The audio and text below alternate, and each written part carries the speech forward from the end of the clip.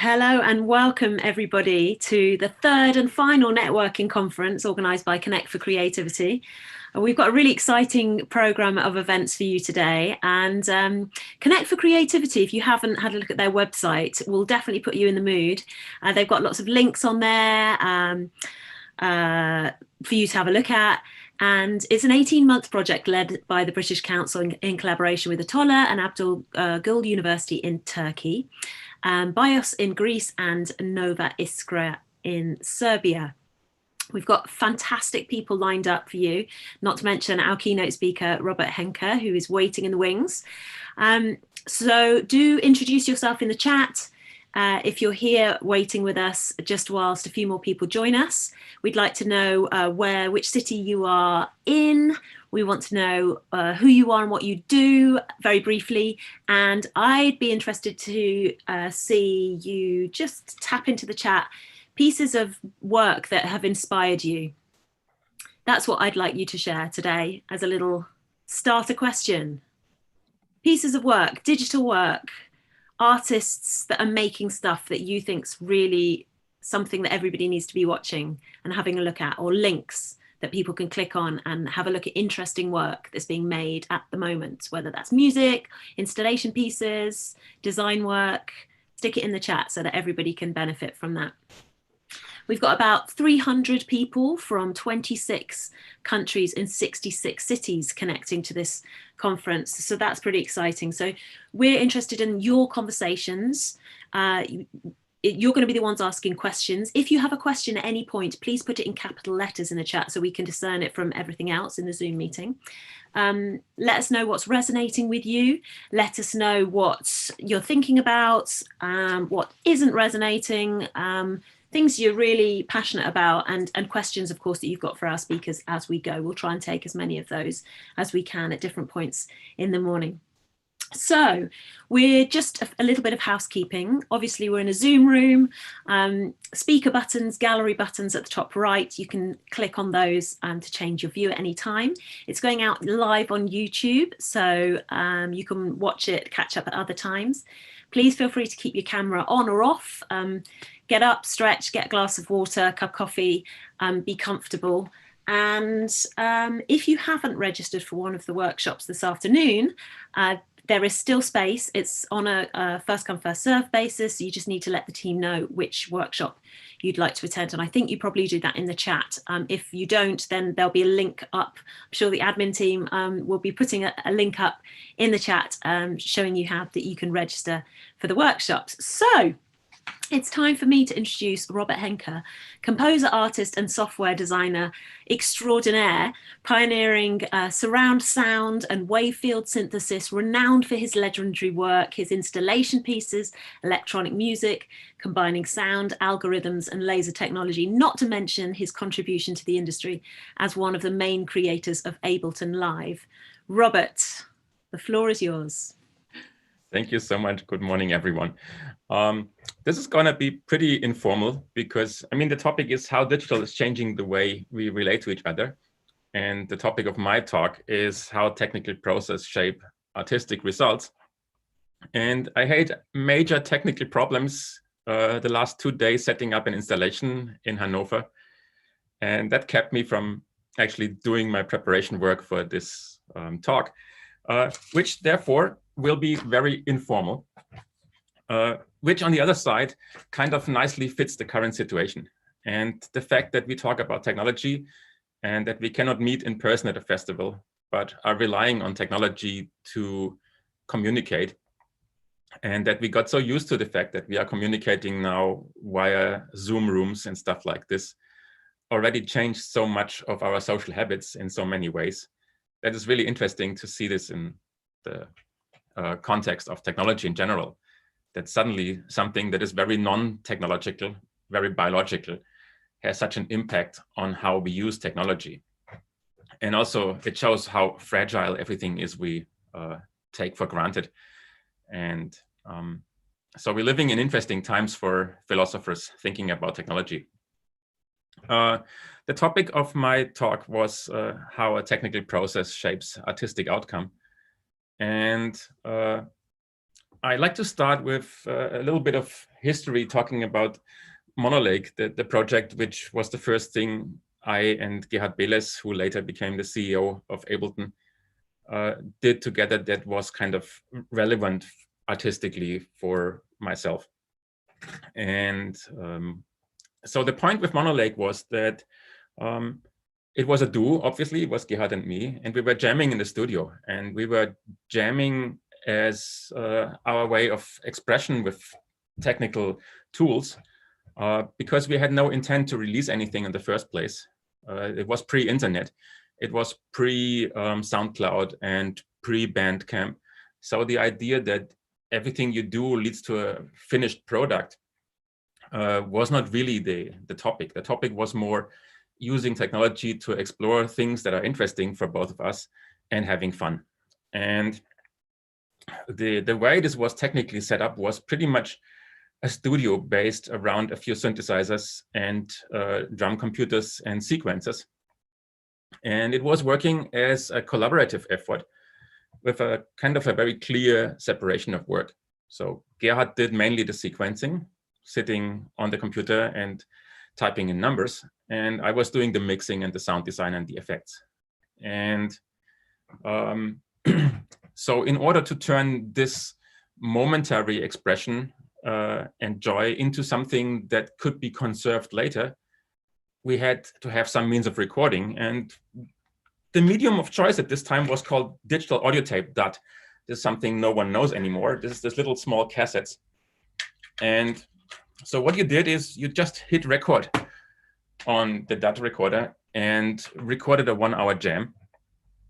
And afterwards, the only way to make sense out of this in terms of making a piece of music out of it was taking the stereo recording and editing it.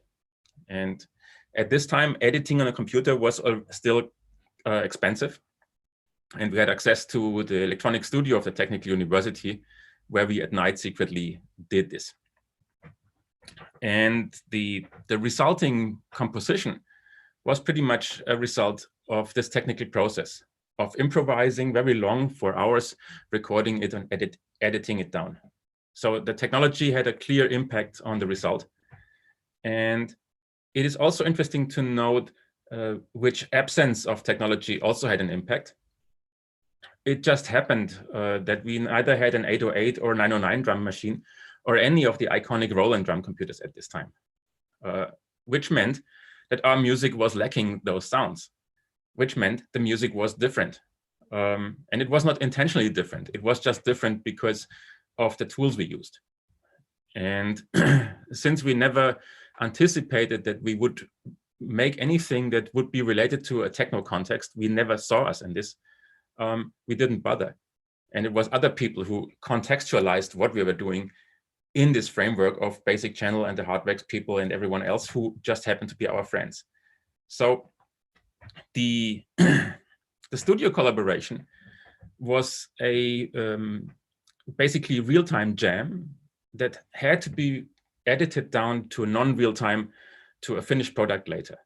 And this is something which I find very important when we think about the process of music making as a technological process. Before the invention of recordings, music was basically real-time.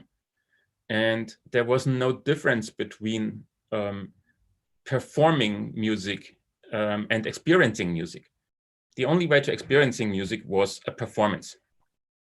And suddenly recording got invented and everything got much more complicated, because nowadays we have a situation where most electronic music is created in a non-real-time fashion. I would say probably 99%. And that means if something like this has to be brought on stage, you have to do something different. You cannot just perform the same thing that you do in a studio on stage. And this was an interesting experience that shaped also the way Gerhard and me were thinking about music. Because at some point there was a demand. So friends asked if we want to perform our music in their backyard or basement club or whatever was available in Berlin at this time. So we just brought the studio basically into the club, which means a lot of that stuff just went into a car and got set up in a club. But what we could not do, of course, in real time was all the editing, which basically shaped the pieces into the final pieces. And that meant that what you could experience in such a live situation was this endless jam. And this was pretty much the type of music that came out of it. Sometimes we had good luck, and this jam was, let's say, to 30%, 40% good. So people who experienced 1 hour of Monolake live could experience maybe 20 minutes where actually something meaningful happened. There were other moments where the outcome of what we did was much less. And of course, this was an unsatisfying situation. But the technology we had on hand at this time pretty much made nothing else possible. And at some point in this history, around 1997 or 1998, Gerhard decided that after finishing his university, that founding his own company would be his main interest. And I joined this company, more about that later, but suddenly I was alone. And being alone meant that everything we set up technologically to work as a kind of jam duo situation didn't make sense anymore. Jamming with myself in the studio felt extremely pointless. So I had to adapt the technology to make sense of the new situation. And I started building a sequencer that was much more powerful, more complex, in order to be able to actually perform by myself something with more complexity. And at this time, Apple started to release the first so-called PowerBooks, which were the first laptops which were powerful enough to actually do audio processing on a laptop. And suddenly, everything was very different. Technology enabled me that I could travel with just a laptop and perform as Monolake with a sequencer and a few samplers in one laptop. And that pretty much saved me, or saved the Monolake project. But it also had an effect on the other thing, and this is the thing I'm going to talk about now. This thing here, I need to see my own picture to see if where's me on the screen here. So, Ableton Live, the sequencing instrument, as it has been called at the beginning. The idea to develop a piece of software for live performance came to us pretty natural. Simply because that's the only thing we had experience with. And this was also something that was not existing before. And when we think about how a tool is shaping the result and how the technology is shaping the result, Ableton Live, of course, had a huge impact on how people make music.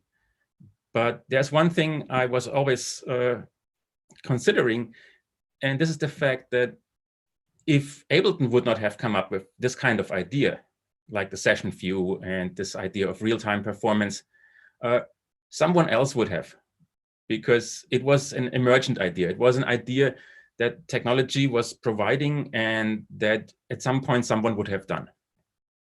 The interesting thing, if you think about how much software or how much technology changes what we do, is the fact that for very practical reasons, live was very limited at the beginning. We decided when we started to work on live that it only works with audio, simply because having synthesis running on the computer in a massive way would have been impossible back in these days. So live became this thing that worked with sound files, and it worked with quantization, and it worked with the speed grid, and with all these kind of limitations that we had to put in place in order to make it happen. And as a result, the way people make music did pretty much change from this endless flow to a very block kind of thinking, of global quantization, of 1-bar loops, of 2-bar loops. So the benefit of having it all on the computer and the benefit of being able to use a lot of material came with a price.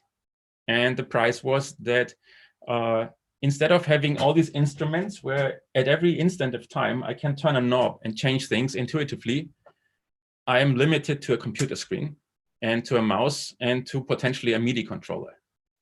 And in one way, this is liberating because, yeah, people can travel and can perform their music anywhere with much less effort. But at the same time, this new technology came with its own limitations. How do you deal with that? Well, the usual thing that people did was they added MIDI controllers to make sure that there's still some tactile control. Because we are doing this virtual conference here now, and we're sitting in front of our Zoom screens. And as much as we got used to it, the situation would be different if I would be now in a room with all of you listening here and we could interact. And the same is true for how we interact with software and we interact with old machines, for instance. So what people did is they were using MIDI controllers to control live.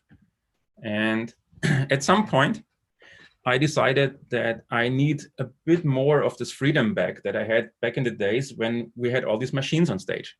So I built one MIDI controller for myself as someone with an engineering background. And this MIDI controller changed very much the way I was thinking about performance. And I'm going to bring it.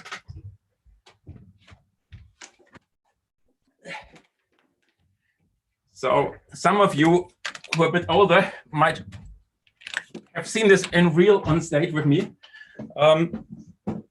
This thing was my attempt to use technology to get something back of a tactile feel to software. And as a matter of fact, it worked pretty well. The reason why I stopped using it was very pragmatic.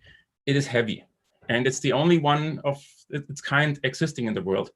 And it became too dangerous to travel with it.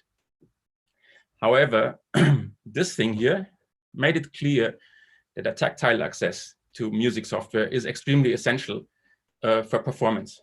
So long story short, a later thing that came out of this idea is this one here, which actually was very successful because this piece of hardware changed the perception of what the tool can do for so many people that we got a lot of users who would never work with software, but they are totally fine working with software if they have hardware access to it. Because at the end of the day, everything is software in one way or the other. And what counts is the access to it. So access is the big topic. And now I need to see what I have here.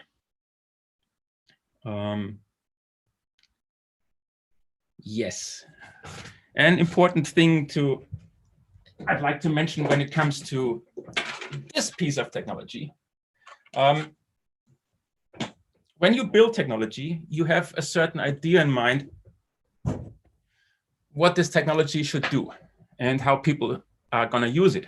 But people have different ideas, and people are abusing technology, and this is always part of a creative process. With the invention of the grand piano, the prepared piano was invented too. It was just not the perspective of the first people who built it. And with the invention of nonlinear editing, glitch music and micro editing was invented too. It was not the thinking of the people who built this software, but it became obvious for artists that there's something to gain. And my learning experience with using my gigantic MIDI controller was, it was never intended to be a replacement for looking at the computer screen. My idea was always that I use the MIDI controller as a replacement for the mouse and still look at the screen to get an idea where I am in my set. But after performing for 2 or 3 times with it, I noticed that I don't need to look at the screen, and that I have enough of a kind of a vague memory of where everything is located to be able to perform without looking at the screen. At the same time, this of course always leads to some mistakes because sometimes I remember things wrong. And as a result, I got in this incredibly interesting new dialogue with my own tool where mistakes forced me on stage to react. And I became really hooked to this method of performing, where I press a button and I launch a clip without seeing a clip name and without knowing if this is the right one, and only have a structure in place that mildly works as a guideline, and dealing with the fact that everything is happening instantaneously. And this is something that I find very remarkable, that perfection in itself or perfect planning is very often in the way of a creative process. And the tools people use when they try to explore creative things very often are tools that allow to make mistakes, that allow to push things beyond a certain limit, and experiencing something that a developer might say is an artifact, is a mistake. But the artist says, yes, but I like it. And so let me see, what else do we have? I have this here. I have this. I like to talk a bit more about the relationship between being possible to do everything on one side and limitations on the other side. I mean, that's a topic I've been talking about in a lot of talks, but I find it very important. So I come from a generation of people where having access to tools was limited, and the ability to have more than one synthesizer was a luxury. And now we have a situation where everyone can use pretty much every technology in their laptops, and almost for free. And what I learned from myself, and where I was moving back and forth all the time, was from working within the laptop, having access to a gigantic library of tools, versus working with some hardware, which is limited. And I made several attempts to get rid of all that, because from a theoretical perspective, I can do everything just in my laptop. There is no technical, logical reason why I couldn't. And in fact, 90% of my music, or 95% of my music, finally gets its shape within the laptop. So I don't need all that, but why do I still have it? And the reason why I still have it is that sometimes it helps me focusing if I'm forced to work with something that is limited. These technical limitations make it necessary that I go deep into something, so that I try to find beauty within something that I know very well, and where I try to get the most out of things that are very known. This is a very opposite approach to trying out something new every day. But I feel that this promise of technology, that everything is possible, is something that artistically is not necessarily the best thing to do, because it's highly confusing. And the more I dive into what I'm doing, the more I'm happy with superimposed limitations. And I believe that the challenge these days is that within all these possible scenarios, we can do video, we can do immersive environments, we can do artificial intelligence, we can do neural networks, we can do all sorts of audio processing. Everyone can do everything. There's millions of tools. And how do you find your own creative idea within that? And well, my personal answer is limitations. And this brings me in the last remaining minutes to something that I'm exploring more and more.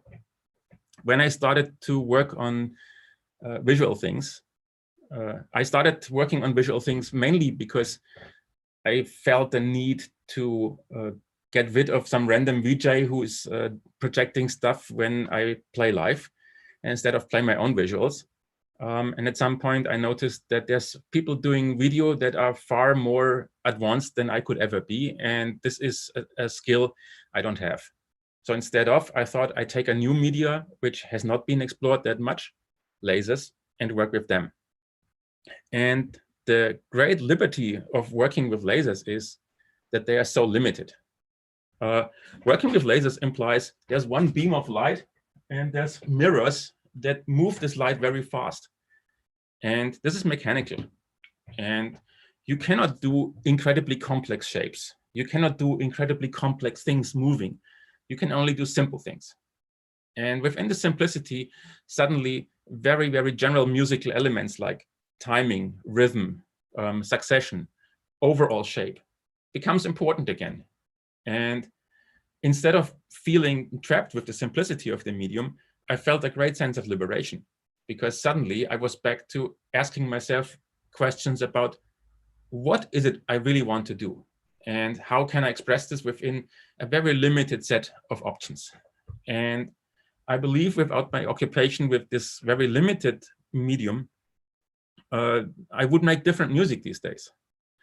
So there's, again, a feedback loop between being forced to work with something that's very limited and getting ideas out of that that help me navigating through the abundance I have with other media. So in this regard, there's a constant dialogue between limited instruments, limited tools, and an abundance. And by experiencing the limitations of one tool and trying to master a limited tool, you get an idea how to deal with, well, abundance on the other side, because there's a good chance that you get an understanding of what is it you want to express in the first place, and what is personal on your expression. Because that's, at the end of the day, what counts in artistic expression is personality. Everything else comes down to basically creating a demo reel for a tool. And this is why there is still a chance to do something creative with very old tools, because as soon as you inject your own personality into it, it becomes yours. And it doesn't matter if the tool is 2,000 years old or 40 years old or from last year. A new tool or a new technology in itself is not an artistic expression. It's just something that you can use by yourself to become an artistic expression. But the art is in the selection and the usage of the tool, which is, of course, very clear. There is one thing I found interesting when we think about how to use tools for creativity. We seem to all being very focused on creating results, because our society is very result oriented. The idea is you have to release things. I mean, Spotify CEO just made himself a complete fool by telling artists that they have to release more music in order to earn more money, as if the fact of just producing more, like in a factory, is what is the point of artistic creation. And I believe when we talk about technology and about the difficulties to understand technology and master it and work with it, potentially a way of more process-oriented thinking is also interesting. To say, it's not really important what the result is at the end, because when I'm trying to learn a new tool, when I try to express myself within something I found new, then perhaps the real value is not that at the end I put something on SoundCloud or Bandcamp, but the real value is the process. The real value is actually enjoying to learn. And this is something that sometimes seems to get lost in a very result-oriented society. Back in the days when Gerhard and me were making music together, the idea of releasing music was not our motivation. The idea was having fun. And over the years, this got more and more replaced by this idea of, I have to release a record. And now I'm back to a state mentally where I say, well, I can have actually fun in here. And if I, after playing for a while, feel it was not good, then I can just stop it without feeling guilty for not using the technology to create something that stands for eternity. And so this leads me to one last thought, because I see we are already running out of time. Obviously, a big part of what I'm doing is creating instruments. So I create instruments for myself. I create the tools for my laser shows, and I write software for ancient computers to get them doing sound design and video. And I develop instruments for Ableton Live.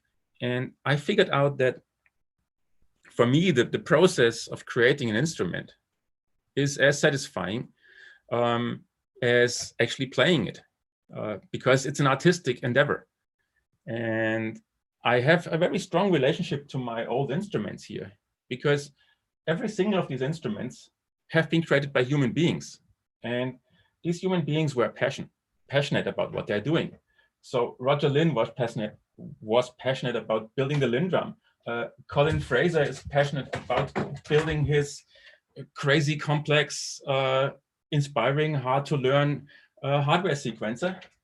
And so all these things here are actually results of people being creative with technology. And I use their creativity to become creative by myself. And this is very beautiful, because I'm in a dialogue with whatever these people here came up with. And if I like what these people did, then I get nice results out of it. So it's a collaborative effort. We're using technology in a collaborative effort. We create technology in a collaborative effort. And there is a lot of artistic thinking involved in the creation of technology. And there's some capital questions here. Let's see. You state that human versus machine is actually human versus human. The AI question, yeah, that's a tricky one. Robert, can you just read, just for those who are not necessarily looking at the chat, the question is... Sorry. Relia asked, you state that human versus machine is actually human versus human, as we made the machines in the first place. Would you say that this also applies to implications of AI? Should we look at AI as something that is part of us or external, separate? As humans also created AI. AI is a tricky one, I believe, because we create something where we understand the technical process, but ultimately what happens inside the neural network is a black box. And that's the big discussion. For those people who are not really, were listening here and are not really deep into this field, there is something where we throw in data to train this thing.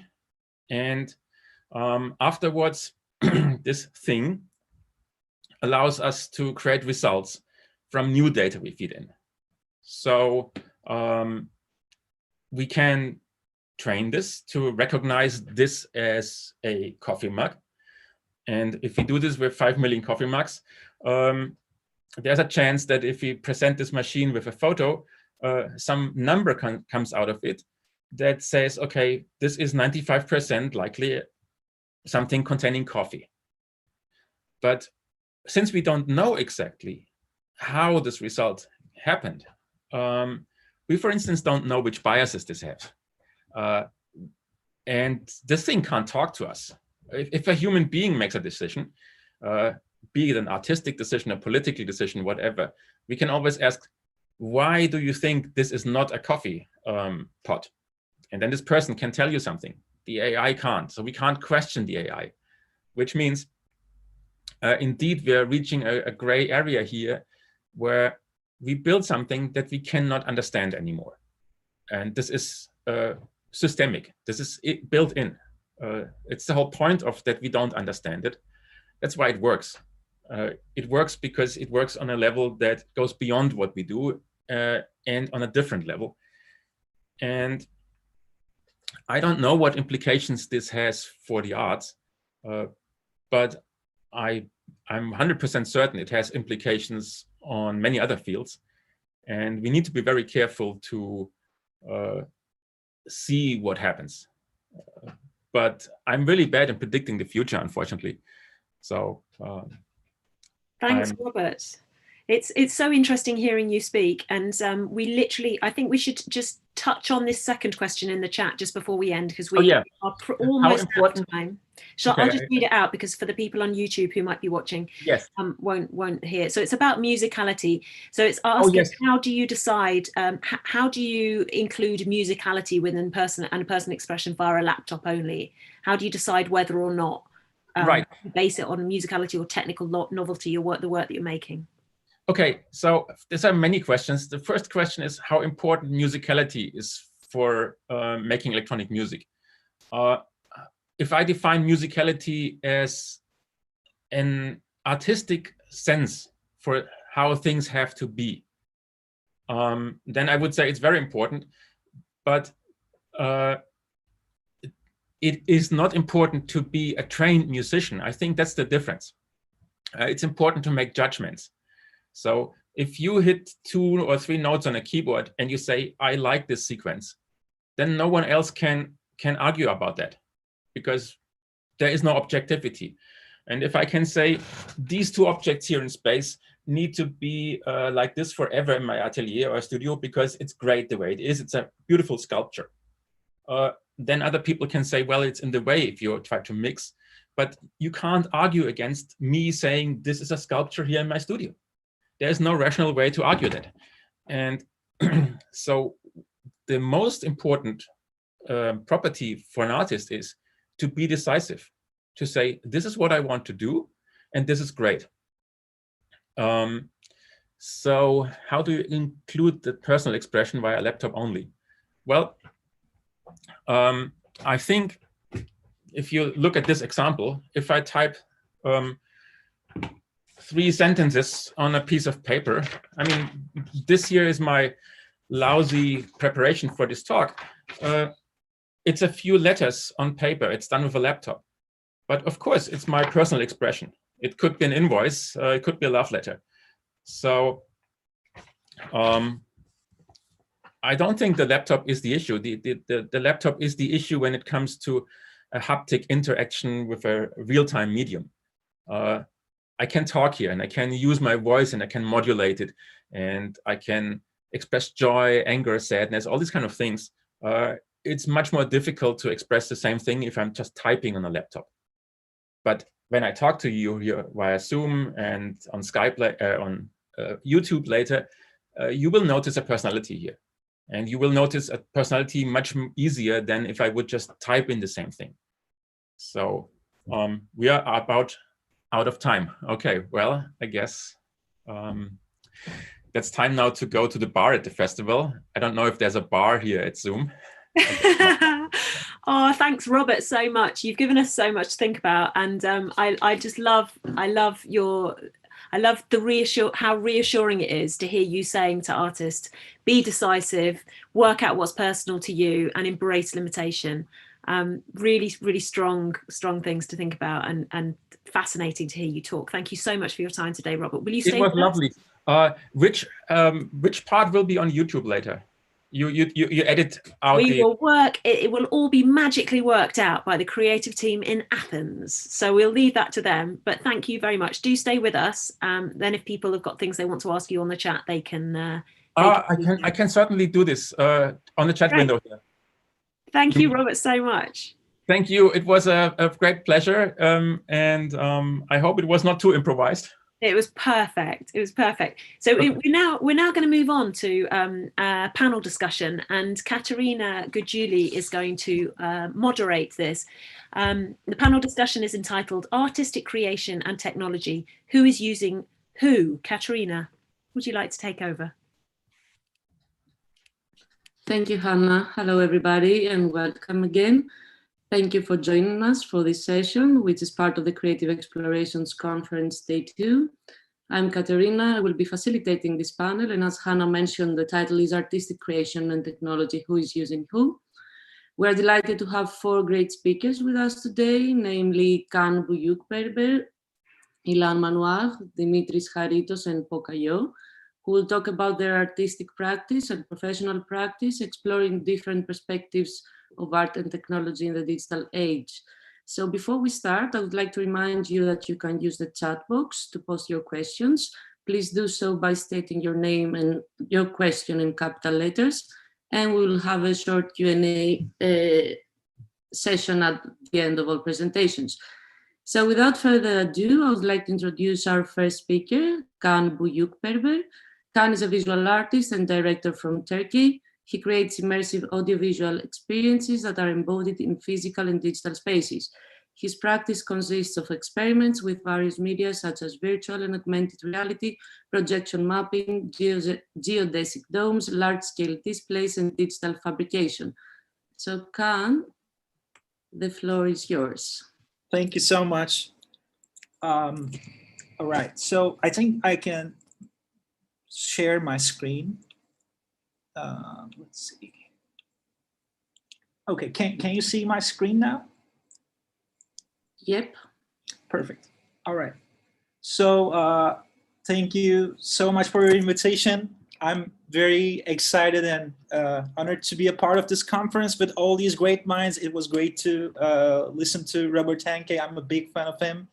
And I want to thank you to all of our viewers from all around the world joining us today, probably from their homes. So here is normally a 1-hour keynote, but I will try to give you an overview of my work and interests in the next 10 minutes and how I use and how the use of technology helped the evolution of my creative expression. I'm not going to talk about these projects one by one, but you can go read and watch about them, everything you see here on my website. So I prepared this automatic slideshow for the next 100 slides, so hopefully it's going to help, and I'm going to talk over it. So for the last 10 years, I've been working with immersive media and as a visual artist, and my aim was to using these immersive audiovisual works push the boundaries of traditional narratives of art, cinema, and music. So these projects sometimes took place as a large-scale projection installation in public, sometimes within geodesic domes, or a virtual reality headset, or as a 3D printed sculpture. So I really heavily focus on the relationship between the physical and digital media, and one of the great things in our age is digital content can be displayed in so many different ways. So we can really customize it for different environments, for festivals, museums, galleries, or people can experience the same giant installation in their homes with their virtual reality headsets.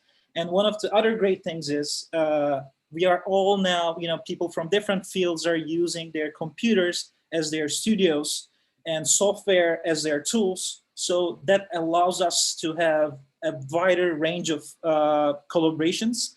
So me personally, I've been involved in many different, interdisciplinary collaborations with scientists, architects, musicians, wellness teachers. So I'm always looking forward to expand my, interface with my reality through these kind of interdisciplinary dialogues.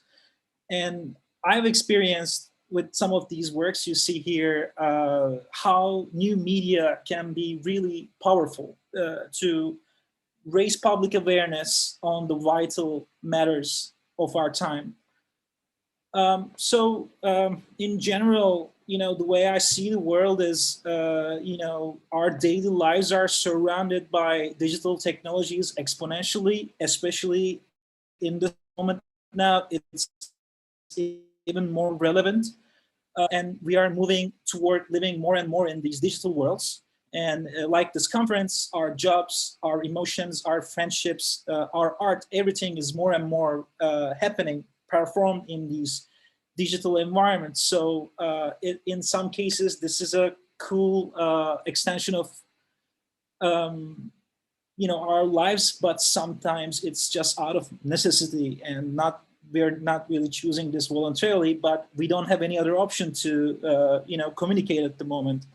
So these digital displays we use and look at every day, they are becoming larger and larger, and they're surrounding us more and more with an endless flow of information.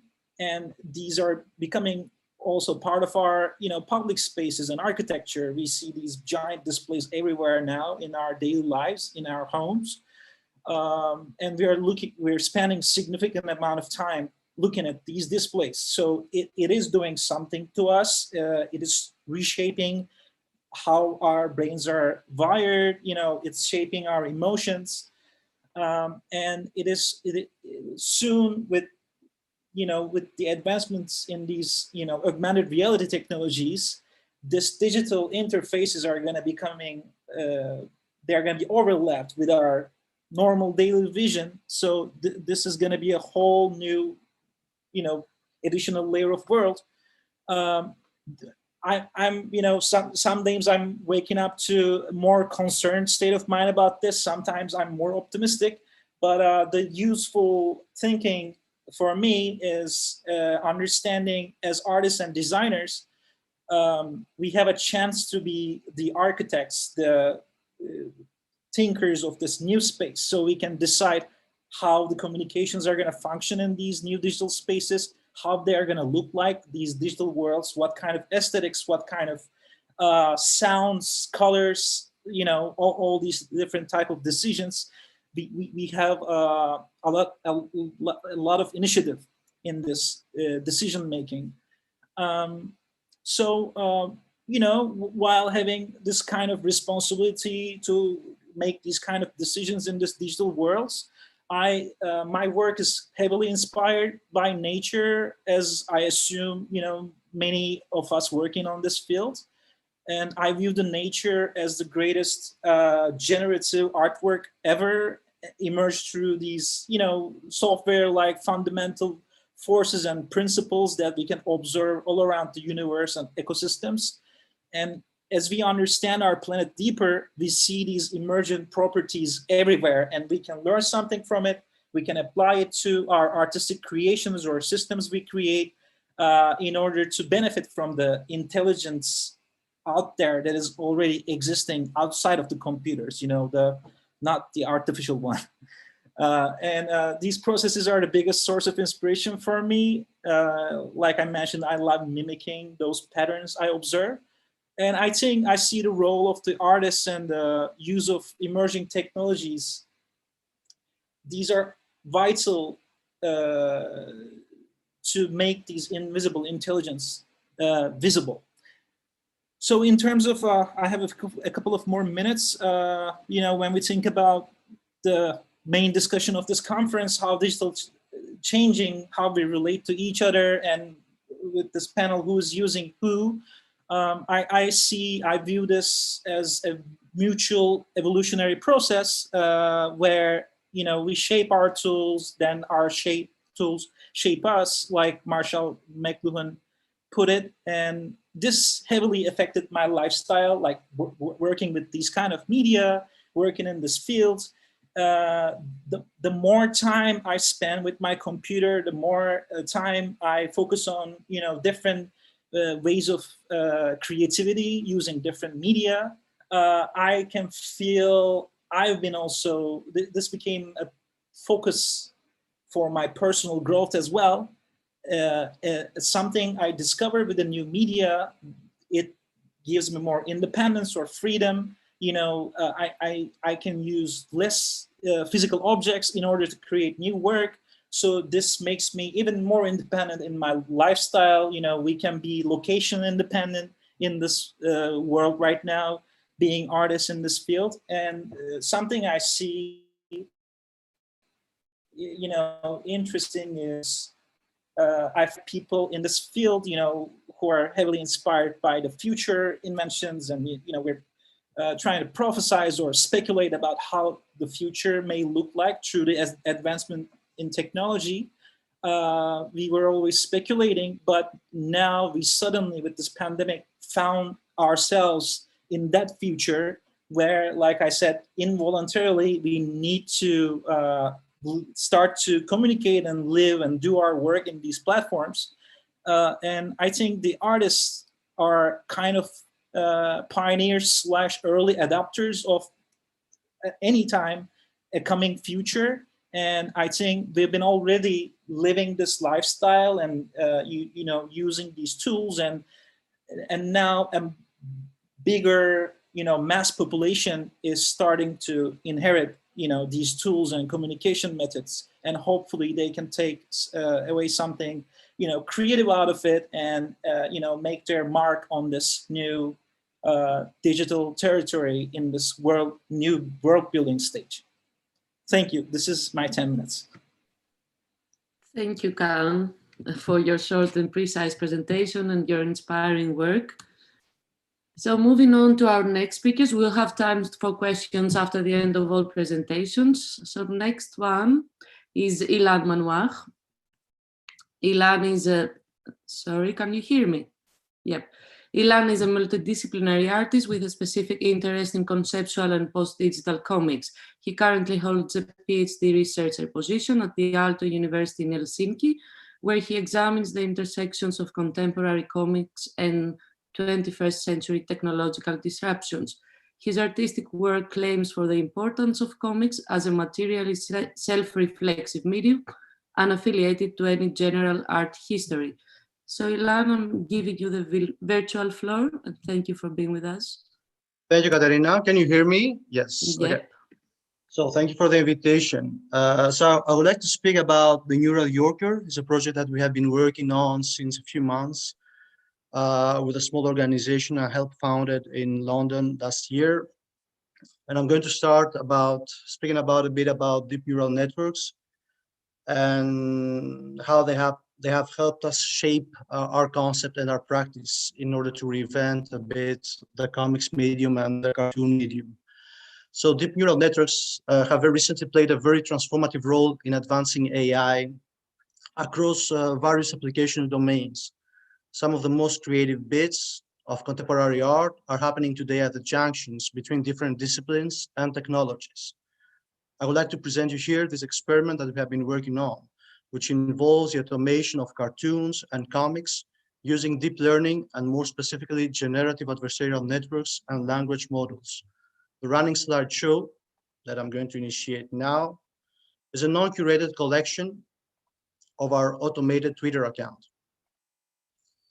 that you can follow it on twitter.com/neuralyorker.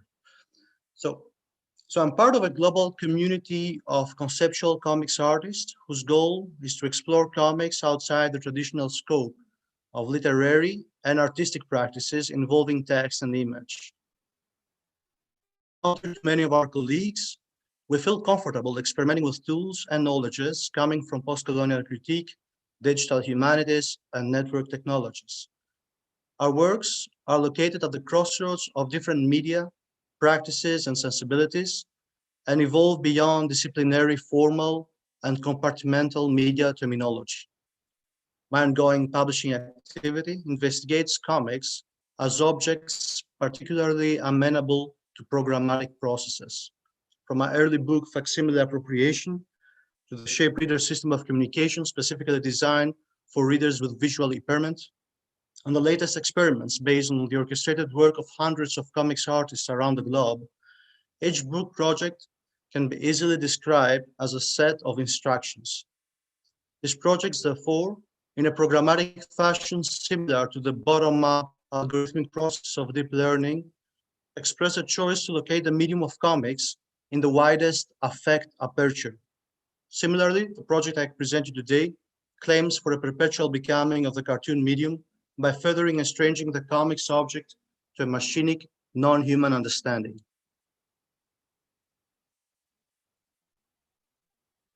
So I'm here today as a founder of Applied Memetic, an organization that researches the political repercussions of synthetic media and highlights the urgency for a new media-rich internet literacy.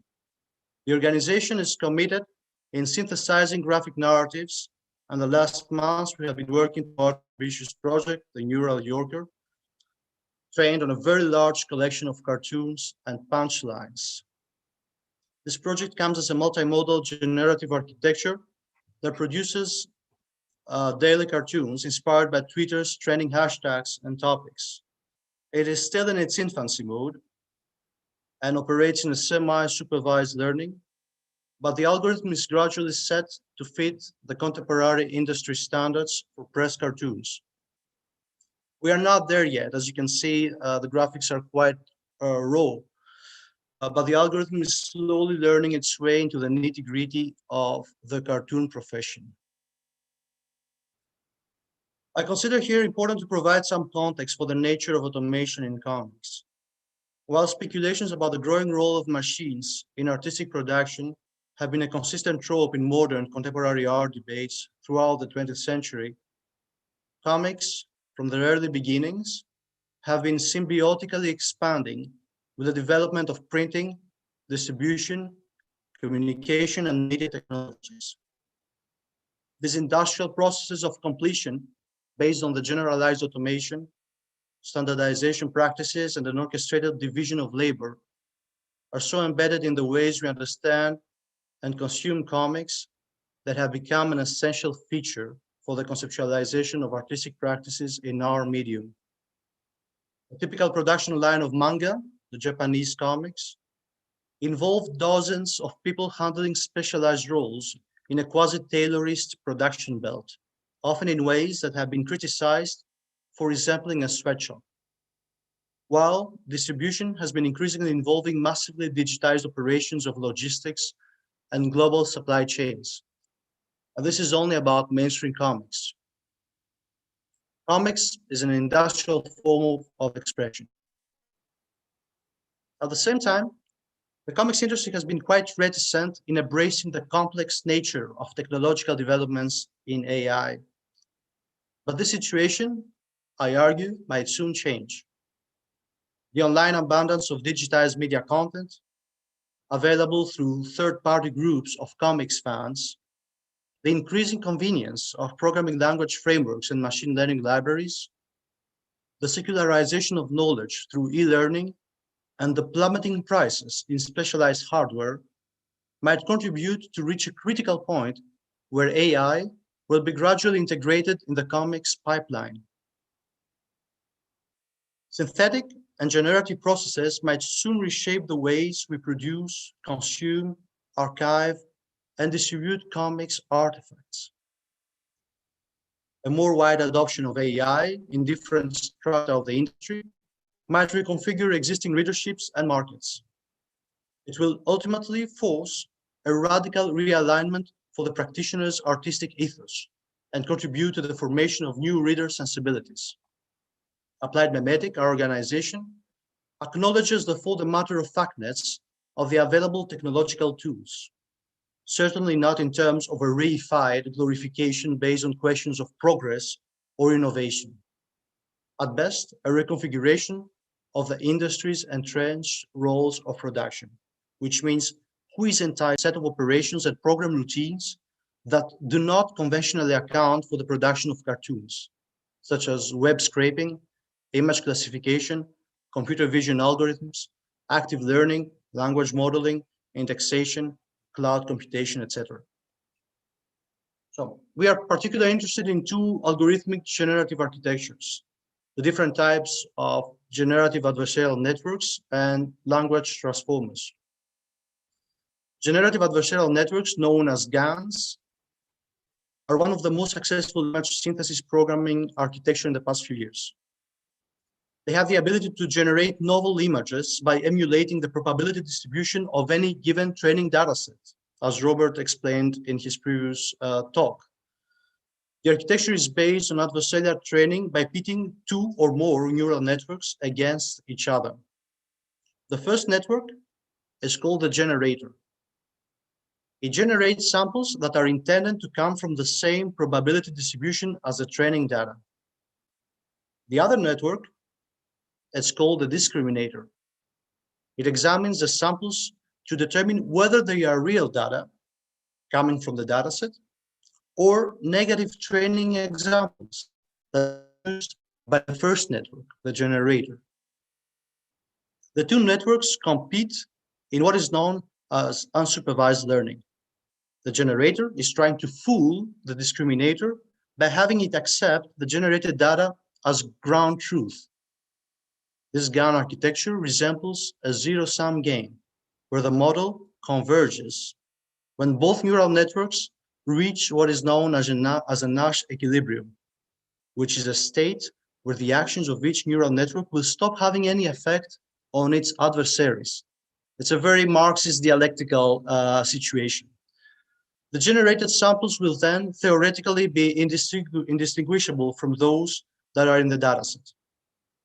Or our text, as you can see from this sometimes very strange punchlines, we have been developing different language models based on the open source pre-trained model GPT-2 and the data's different texts, as well as custom-made dataset consisting from hundreds of digitized books on humor, cartoons, etc. I'm going to end with a small statement, which I would like to position this project in the literature. Actually, within this computational creativity literature, most papers and academic researchers have proposed different algorithms in the exploration of the creative potential of a machine. In their attempt to replicate a certain view of the evolution and history of the arts, popular models in computationally creative systems usually agree in constraining the novelty of their output. Most models seek to reach an equilibrium between the hypothetical spectator's optimal level of potential arousal and the supposedly negative hedonic effect of too much novelty. We differ in that regard. This project is an opportunity for us to explore unconventional processes by weakening the aesthetic predispositions and received knowledge that are reproduced through specific human evolutionary interpretations of comics. Instead, we are interested in harnessing the machinic understanding of comics through recurrent patterns, probability distributions, and outliers in comics language that have been lurking in our pre-attentive reader's cognition and that we haven't been able to articulate in words. Thank you very much. Thank you, Ilan, for this thought-provoking presentation and your view actually on AI and comics. So moving on to our next speaker, Dimitris Charitos. Dimitris Charitos is an associate professor at the Faculty of Communication and Media Studies and head of the Department of Digital Arts and Cinema at the National and Kapodistrian University of Athens. He has studied architectural design, computer-aided design, and holds a PhD on interactive design and virtual environment design. Since 1996, he has authored and co-authored more than 90 publications in books, journals, and conference proceedings. And as a new media artist, he has produced electronic music, audiovisual and interactive installations, and virtual environments since 1983. So Dimitris, thank you for being with us, and I give you the virtual floor. Okay, yeah, okay, I share the screen now. Can you see it? Yep. Yeah, cool. I'll talk, thank you firstly for inviting me in this very interesting gathering and collection of presentations. I'd like to talk about two things mainly, which in some ways relate to the theme of the session. One is the interactive artwork that we have just finished and we are awaiting for its opening as soon as the coronavirus allows for it. This is a project called AthSense. It was actually curated by Katerina, who I thank very much for this. And it's actually a interactive installation which is getting input from urban data. We have installed a series of sensors in, let me just show the team of the people who worked on this project. The names were at the beginning, and if you check the athsense.gr website, you will find all the details and the credits. And this was conducted in the context of the Polis 2 interventions in the city project of the municipality of Athens, funded by this and installed at the Serafio building, where you can very soon go and see it and enjoy it. And mainly what we try to do here is to use urban data, which we capture from a series of sensors installed in two areas of the environment of central Athens. And we somehow translate this data to different multisensory presentations of content in space, thus creating spatial experiences. I'll very briefly, let me just do that for a moment. I'll very briefly show you the architecture of the work, which shows the central server here, the website that feeds off the server. This is the series of input devices and subjective devices being humans. So we don't only use sensors, but we also allow for the citizens to actually give us feedback about how they feel, where they are, when they are somewhere in the city. This is location-based input that is feeding the installation. And we're trying to capture their feeling about the different sensorial aspects of their experience in the city and general what they feel about their here and now. And all this feeds the 4 parts of the installation, which are very quickly show you here. The first and central part of the installation is a visualization of all the data that we capture, and it's presented in a virtual environment built in Unity, which is interactive by video tracking, and it's projected on a surface. It's not a navigable environment as such, because we wanted it to be an experience for multiple users. So it's placed in an area in the store of the building. And by using video tracking and iSense cameras, we capture movement of the people who are in front of it, and they can move about certain elements of the installation. Second part is the sound and kinetic artwork, which is placed next to this visual aspect of the piece, where we try to translate the environmental measurements, which and also the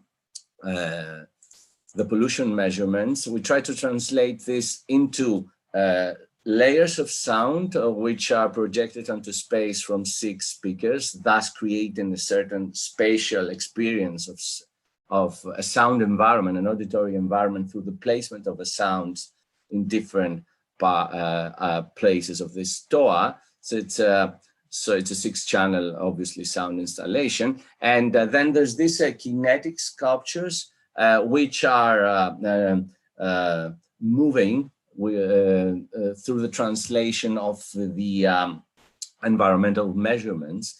And they're generating non-amplified sounds, which are in a dialogue with the computer-produced sounds that are projected in the space from the speakers. So here are some structures that we have used. These are all ready-made, let's say, kinetic sculptures, working a bit like that.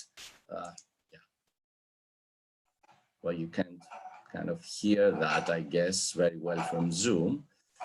Anyway, and the third part of the installation is a series of LED matrix displays. These are actually projecting in the space of the Serafio complex the messages that citizens are inputting in the web app that we have built. So asking them how they feel at that very moment, wherever they are. And these are, in a few minutes, projected onto these LED displays. You can see a short video of this. And then the fourth part of the artwork is a light installation where we try to translate the sound levels, the noise levels that we capture in the city center into light, in a way that as the noise increases, then light decreases. So it's like the opposite. And then there's this happens here actually. And here in the big, where you see the bigger light, this light interacts through the use of a microphone with the visitors who are actually located in the installation space. So there's a bench here that you can sit on and actually speak to this and interact with the light in a very simple, minimal manner. Now, this all is ready with a few small exceptions, and it will be, as soon as we can, we will start to publicize it very soon. And if you visit the website of the project, which is athsense.gr, and I'll write it down in the chat later so you can check it, then you can use the web app easily from there and input your own feeling about where you are at some point in space and time, and feed the installation. Now, do I have 2 or 3 minutes, or I run out of time? 2 minutes. 2 minutes. Yeah. It's enough. It's enough. Last thing I wanted to say, which I think probably relates a bit more to the theme of the discussion, is that I have the pleasure and the honor to be heading a very new department of the National Kapodistria University of Athens.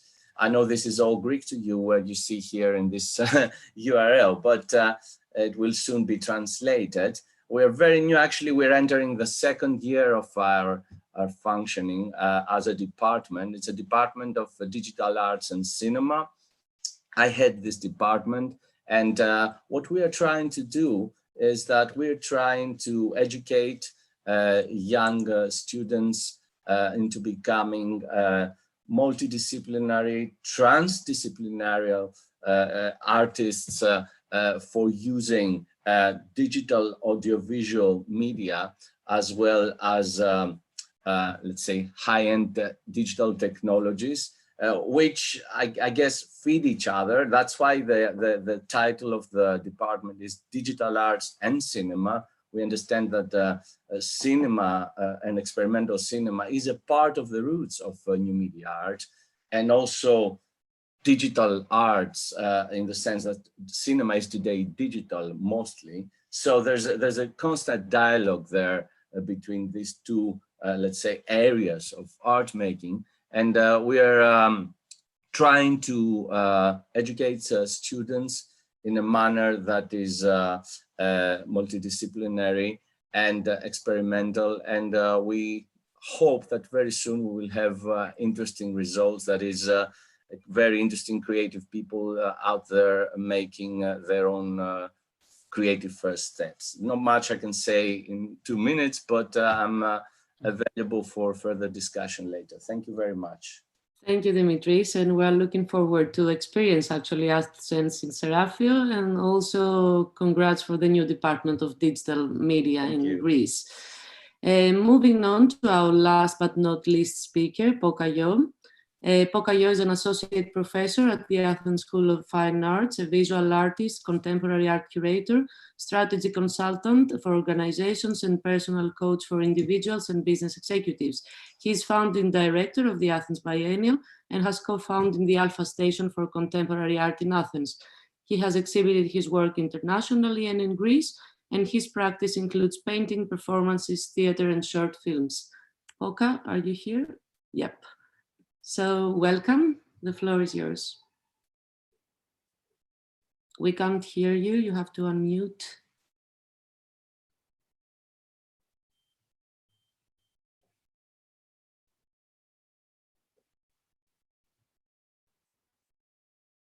It's on the left corner on your screen. Hi everyone. Yeah.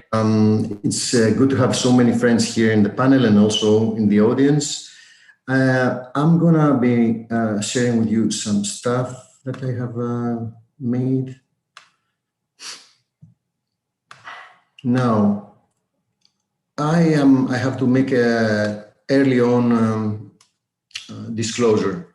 I am a big hater of any kind of let's say explanation of art, like that is based on medium.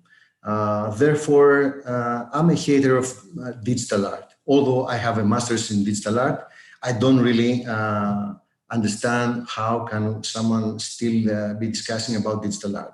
That reminds me, I'm going back to ages when we were talking about video, when we were talking about web art with such poor examples of art. And this is the same goes for digital art. Basically, poor art has been created by tons daily. I happen to be a professor in the School of Fine Arts. In an expanded media, my city is an expanded media. Therefore, I get a daily exposure to hundreds digital so-called art by either artists, students, and people that maybe are aspiring to be part of an exhibition that I'm curating, as I am also heading the Athens Biennale. Now, I want to say that I am, though, very much interested in living digital, in what we are doing by living digital, and what does this mean for our identity. Basically, digital is not a tool, so it's. I think we should start abandoning the use of digital as a tool, and get into understanding digital in a philosophical, or I would say existential way. Yesterday I was browsing a couple of dozens of applications for AI exhibition that we had in Onas Foundation. Some colleagues of mine were co-curating this project, and I came across them with very mixed feelings. By using terminology in order to support and pitch a project, I think that does a misservice to arts. Being geeky is not enough anymore, and instead, unless you are applying for a sponsorship by a company or maybe by an authority. But regardless of that, within the artistic circles, I think we have retracted from being philosophical to being geeky. And this is a problem that we find in every, I would say, application of art. Now, being in my talk, I'm talking about the shift from audience to users and from artists to service providers. Now, 15 years ago, me and a team of colleagues, we started the Athens Biennale. And at that point, the exhibition was still what a Biennale is. Everyone was talking about a large-scale exhibition, and that's what we, naive as we were, thought of creating a biennial that was basically a large-scale exhibition. Sooner, though, we understood that basically we are speaking on our own as curators, because the audience was looking after something totally different. Therefore, in the sequence of the next iterations of the Athens Biennale, we moved from the experience to what we felt that was more needed at time, where I'm talking about from then 2007 to 2009, to creating what we understood as an experience. Since then, of course, experience has been so trivial, part of the experience culture and experiential market. Nevertheless, we understood that if the audience is not inside the exhibition in a way that makes them feel part of that and not just standing out of that and watching what we are there to propose to them, that made it totally unappealing to the audience. So we moved to build the next biennial as an experience, as I said, but that was not enough on its own end. And what seemed more important is to move from experience to engagement. Therefore, the third Athens Biennale was created as a big engagement experiment, having the audience interact in many different ways. But that was not even enough. At that point, when Athens was burning, people were out in the streets, also the audience changed. And that's not just a social pattern that we are trying to decipher here. There is something more to that. It's the use of the digital media, and especially the social platforms, that they have ultimately totally shifted the identity of the audience from someone that is passively consuming to someone that wants to be participating. Therefore, Omonia, the 2013 edition of the Biennale, had to be redesigned in a way to accommodate this need for participation. And from then on, we moved to co-creation, because even that participation was not enough. It didn't have a target, and co-creation was in need, etc., etc. I'm not going to go into every single edition. What I want to stretch here is that we are not talking about digital art like it's usually presented, like massive digital screensavers. No, it's not like that. I hate that. I'm sorry to hear and see still artists that are engaged in that kind of art. We're talking about something totally different. For example, we're talking about new identities, multiple identities, the possibility to have multiple identities as creators and as audience. Makes us come to new conclusions. Recently, due to COVID, I think all these things came to their first peak, to the first global peak. We understood by creating platforms like the YouTube channels, etc., that we have moved our cultural organizations working into them on a daily basis. We understand that the separation between audience and the artist is not valid anymore. We are talking about an audience that has become users. And the user is not someone that is passively consuming what we give them. The user is making their own navigation and their own use of the tools that we are providing. So basically, the user has all the power over our work. And this is a power that we kept to ourselves for centuries. The whole history of art has been based on the singularity of the artist that is so significant and so differentiated that basically is standing on her own soapbox, sharing his or her views. We're not talking about our views anymore. Our views are becoming more and more obsolete. Who cares about our views? At best, we are becoming moderators. And moderators are the people who can accommodate collective intellect, who can maybe create platforms like the Genius platform Ilan has provided to us minutes ago, that make us see the world in different lenses. And this is basically the most that we can do.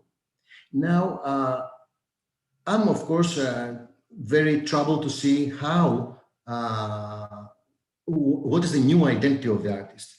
The new identity of the artist is that of a service provider. And this is something that, as working in the cultural sector, we understand it on our daily interaction with artists. Artists that participate in an exhibition let go of their formal artworks, let go of their former identities, and basically they want to be perceived by cultural institutions as service provider. Therefore, they charge by their participation. And this is a new union, global union that we are mostly engaged with, of unionized artists, that we consider ourselves service providers. So basically, we are giving our time and capacities in an exhibition, in a museum or whatever, in a biennial or whatever. We are creating something of a service.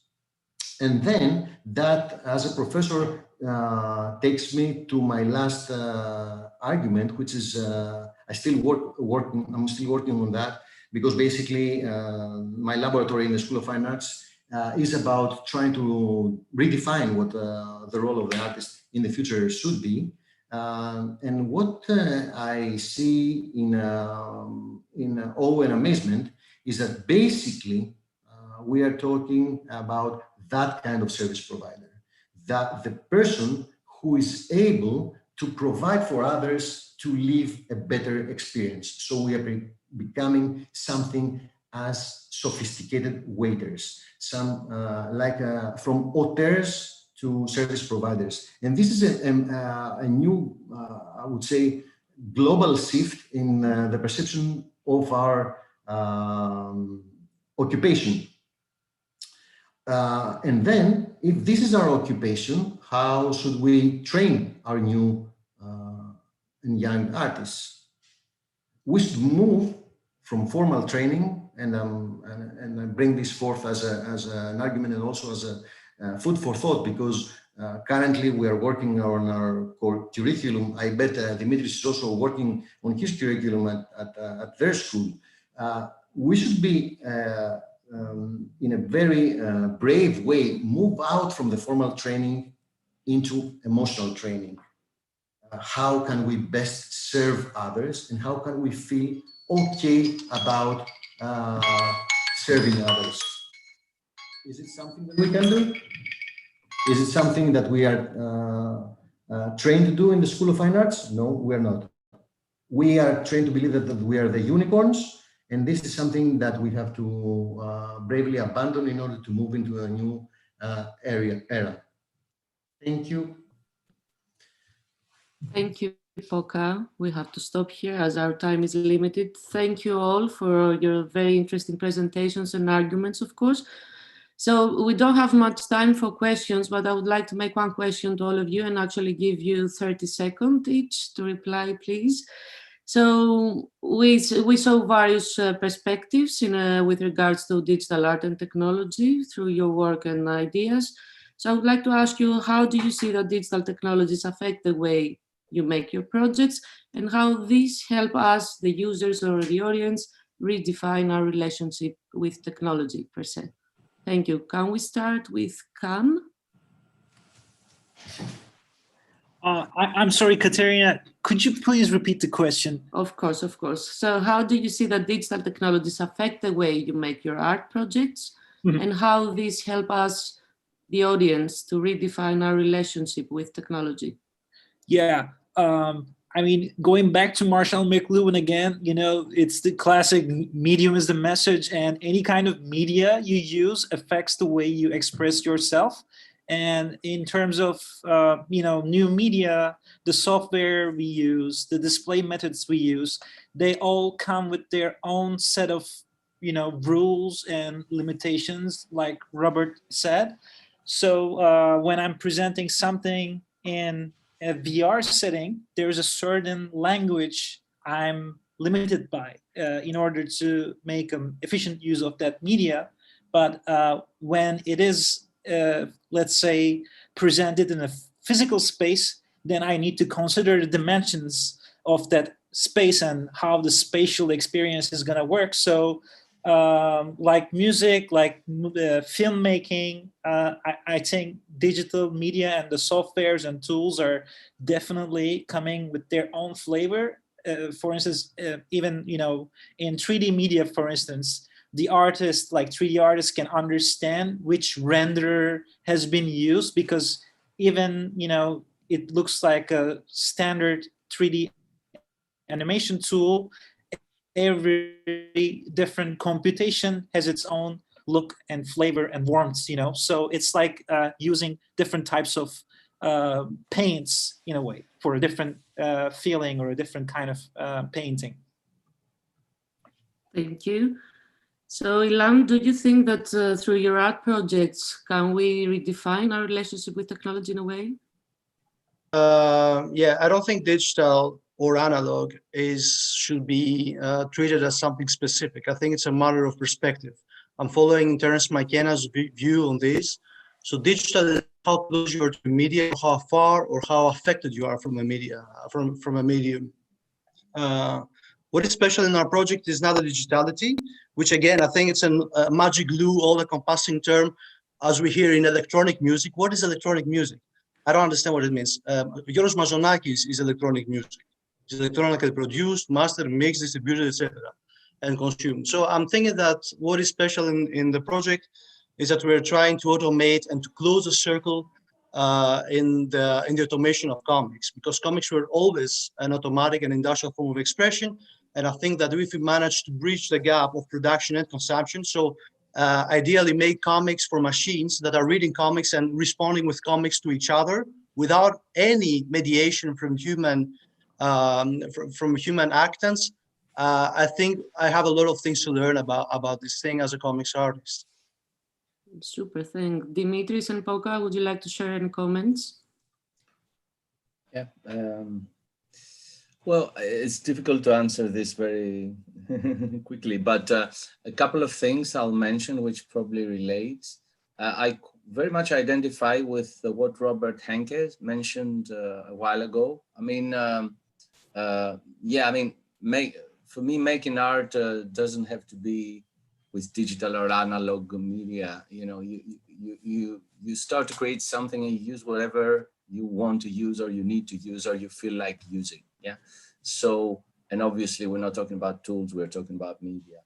And I very much also identify with the limitation term. And I think that because we have this abundance of new forms of expression through different technologies that can give us this potential, this affordance, and that limiting ourselves is very important, because if you don't go deep into the process of using your medium in order to start to structure what you're trying to talk about and what you're trying to say and what you're trying to formulate, then you have no chance of either becoming personal or expressive or whatever. So yeah, it is a big problem that we have so many media in our hands. So trying to create these limitations and these filters is one of the methodologies that we also try to teach in our school, in our department. So and also what's very important is what I try to teach my students in both departments that I work in is the critical use of technology. Yeah, I mean, I hate the terms innovation and how we glorify them or whatever. Yeah, this should be away from me. I never use them. You know, particularly when we talk about art making, obviously innovativeness is of no importance. Yeah, so we try to approach this media in a critical manner and try to make use in relation to our expressive practices what we need to make use of, yeah, to say something and to formulate the forms that we need to formulate. So, yeah, thank you. Yeah, I'd like to talk more, but I think I shouldn't. Yeah. Volker, would you like to close the session with a 30-second comment, please? Yeah, I want to respond also to Eva Goria's question about the philosophical versus the geeky. What I said is that we should be bravely moving more into the philosophical and abandon the geekiness of the medium discussion, as everyone said before me. For example, multiple identities. So far, philosophy has been treating identity as something that is expandable, of course, but also contained. The digital era now leads us to live into multiple identities. I can be a professor by day, I can be a gender fluid Lolita cruising on the internet by night. And these are the same person. How can I manage, for example, to leave these personal, dualities or even more personalities at the same time. This is something that neither philosophy has able to grasp, and of course, by sure, not art so far. So what are we going to be professing? What are we going to be teaching our students? How are we going to be equipping them for living that kind of life? That they are the directors, not of a singular identity, but of many identities. Okay, thank you. We don't have any more time, guys, so thank you very much for this interesting session. The conference actually continues, and I'm going to hand over to Hannah, so you can take it over from here. Thank you. Thank you.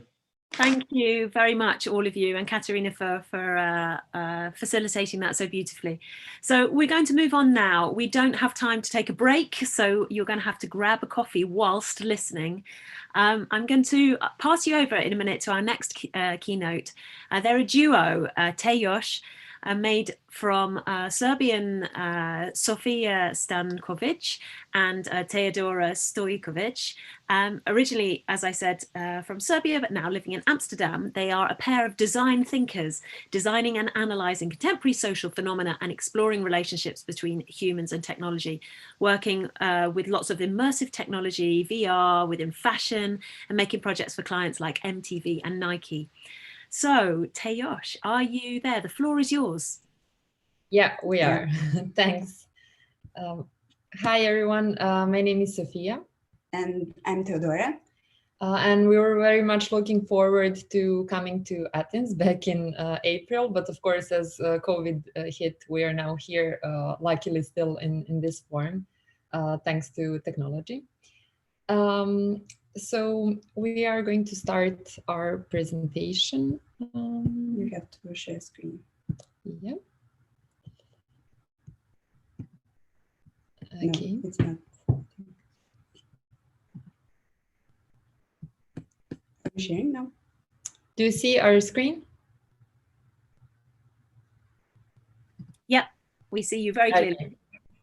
Okay, great. So together we form Tejosh, and we are digital designers and art directors, but also we are part of millennials generations, which means that we are rarely caught without a piece of technology in our hands. This is what this photo is all about. So we often work for clients in the fashion and entertainment industry.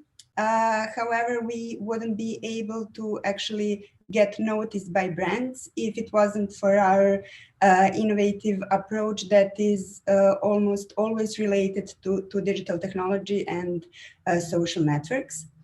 We are presenting this through self-initiated projects that we are going to talk about today mostly.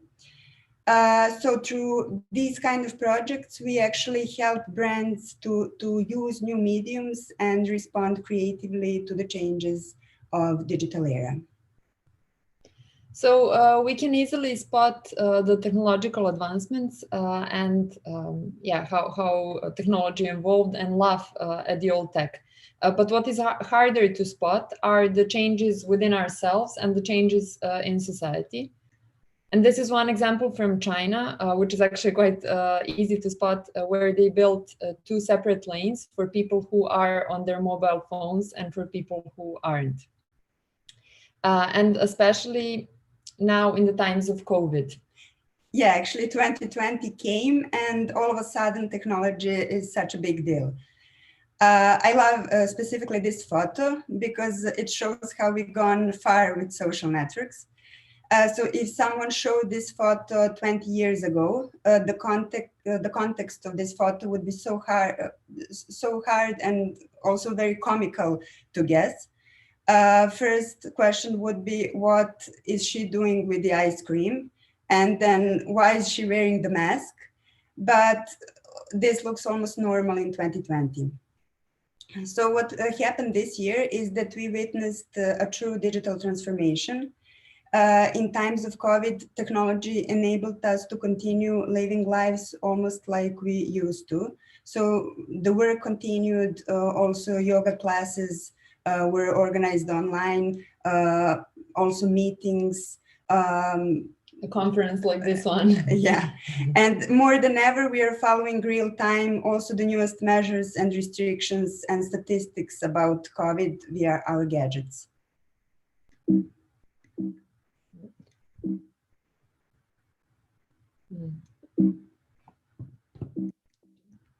Just a moment.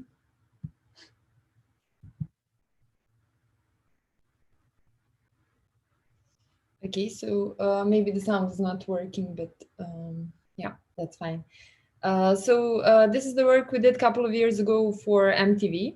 And we were invited because, again, it was on a topic of technology. And what we like to focus in our work is basically how our personal relationship has been built to technology, and how on an individual level it is changing our habits. So what we wanted to depict is actually how close it came to our hearts, our minds, and our bodies. So many things that we take as a norm today, and we take it for granted today, would be completely mind-blowing only 15 years ago. For example, we follow the information and we get the information real time. We can shop and socialize behind the screen. We rely on Google to know everything that pops in our mind. And we talk to people who are in a completely remote parts of the world. And in our work, we like to draw attention to these gradual changes and to actually analyze what we as a society are adapting to and what we are now taking as the new normal. So let's talk about how technology redefined and challenged communication between us, and then also our ability to focus, and how it even attempts to challenge our reality. So communication, the first time we got intrigued in how technology is changing communication between people is when we moved from Belgrade to Amsterdam. And we actually continued our communication with friends through social networks, how it usually happens. But soon we discovered that we were having the whole conversation about where people were or what they were doing, or also how they expressed themselves and how they communicate with each other, only based on what they shared online. So we were actually less motivated to meet new people and socialize with our immediate environment, as we were socializing with already familiar friends from back home. And this also goes the other way around. So today you can feel closer to someone living on another part of the planet who you have never met in person than with your neighbor who you grew up with. So with digital technology, what happens is that actually cultural identity goes beyond national, linguistic and also geographical borders.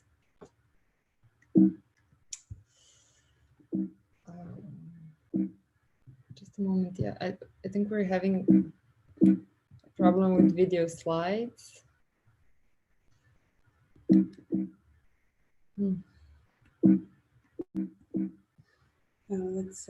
Did anyone else had this problem earlier, or?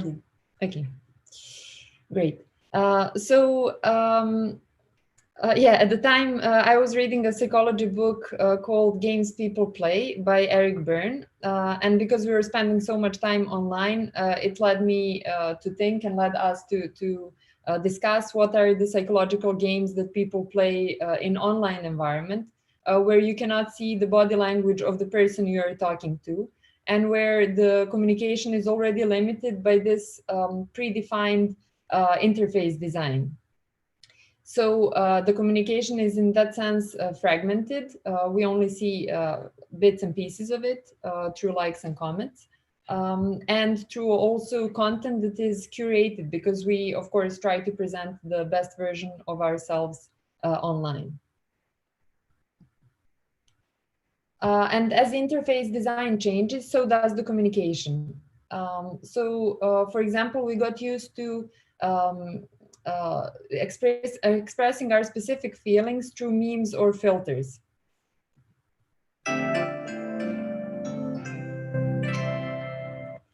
And sometimes these emotions are so specific that we wouldn't be able, and this humor is so specific that we wouldn't be able to actually put it in any other way. We wouldn't be able to put it in words. And because of Twitter, we learned to write and summarize our thoughts in 140 characters. Then we also, when we take a photo, we think of a caption for it.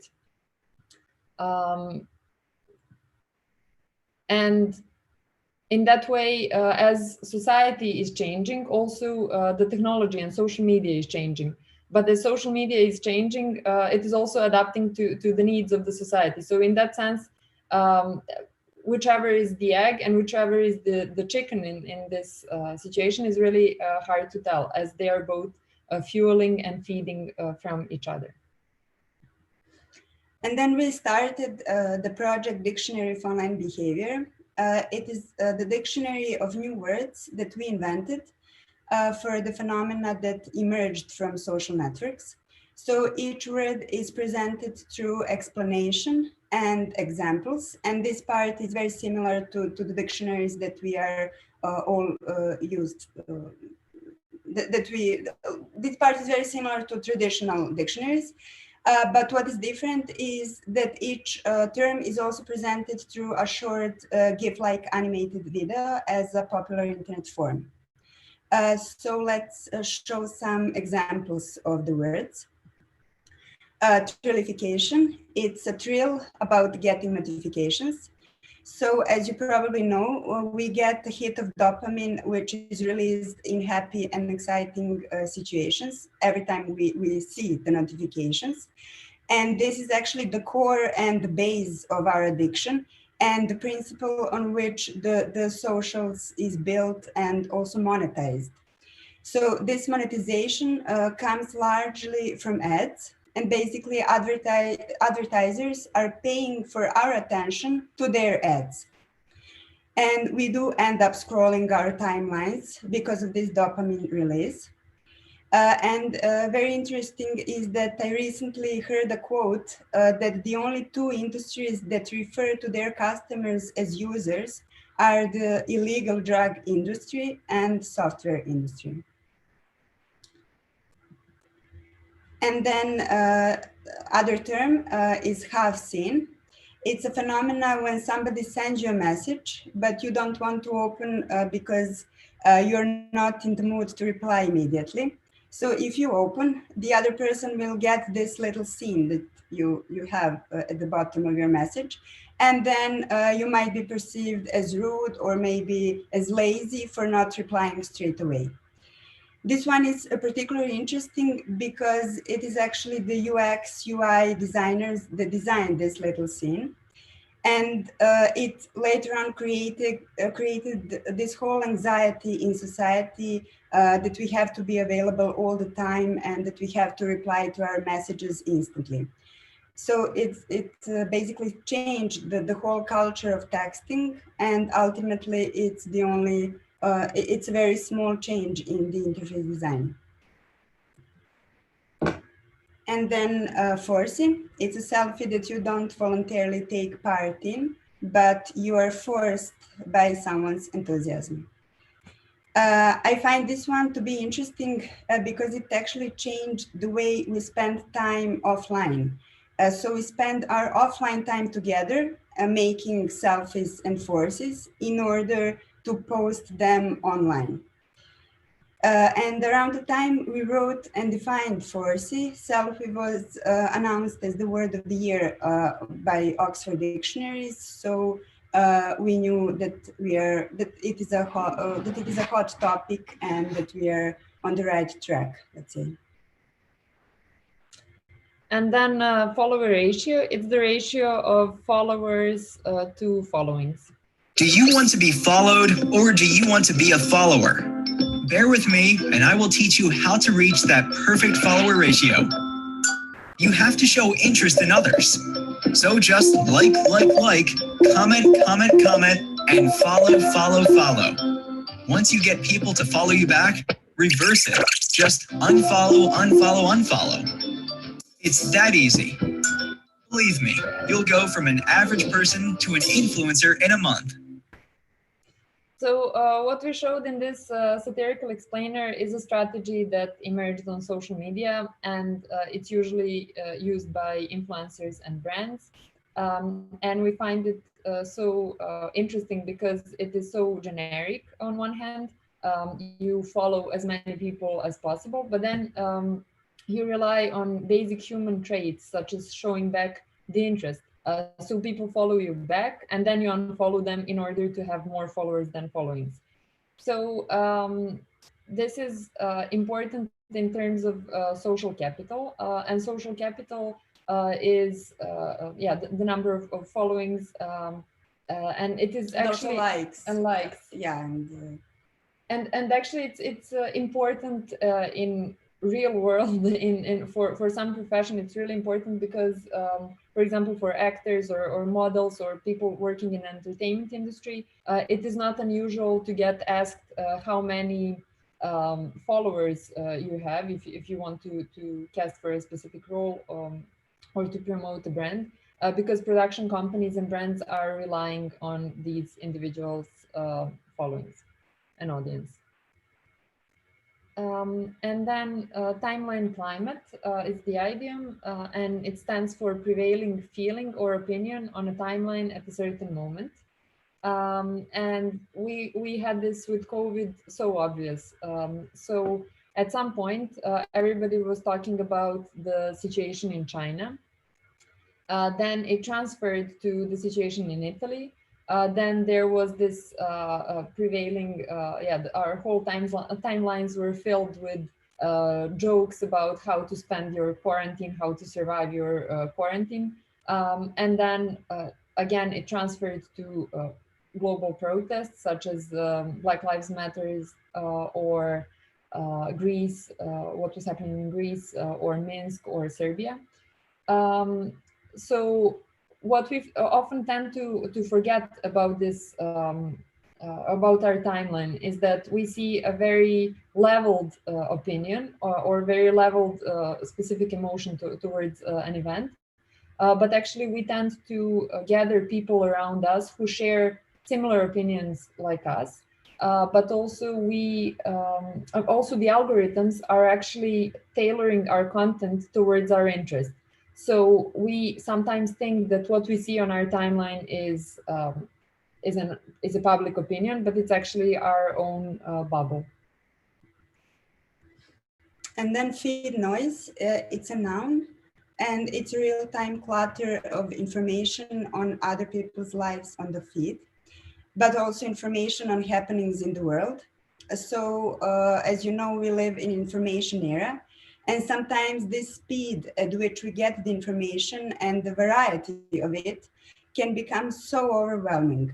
So, for example, our parents had the problem to get to information, while for us, the being flooded by information become the new way of censorship, let's say.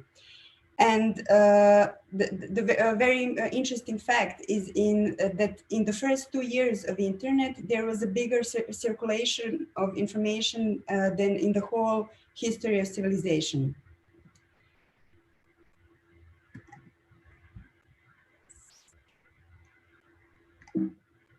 Yeah. So to go back to the beginning. Yeah, at the beginning, we were like trying to figure out how to construct our observations. So we wanted to write new rules that are imposed on social media. And then we wrote down a couple of modern proverbs. For example, where did you take this photo is the new, where did you buy this piece? So we try so hard to curate our timelines with nice photos from all over the world. And at some point, Instagram actually became to stimulate tourism in this sense, and to actually promote some very photogenic places.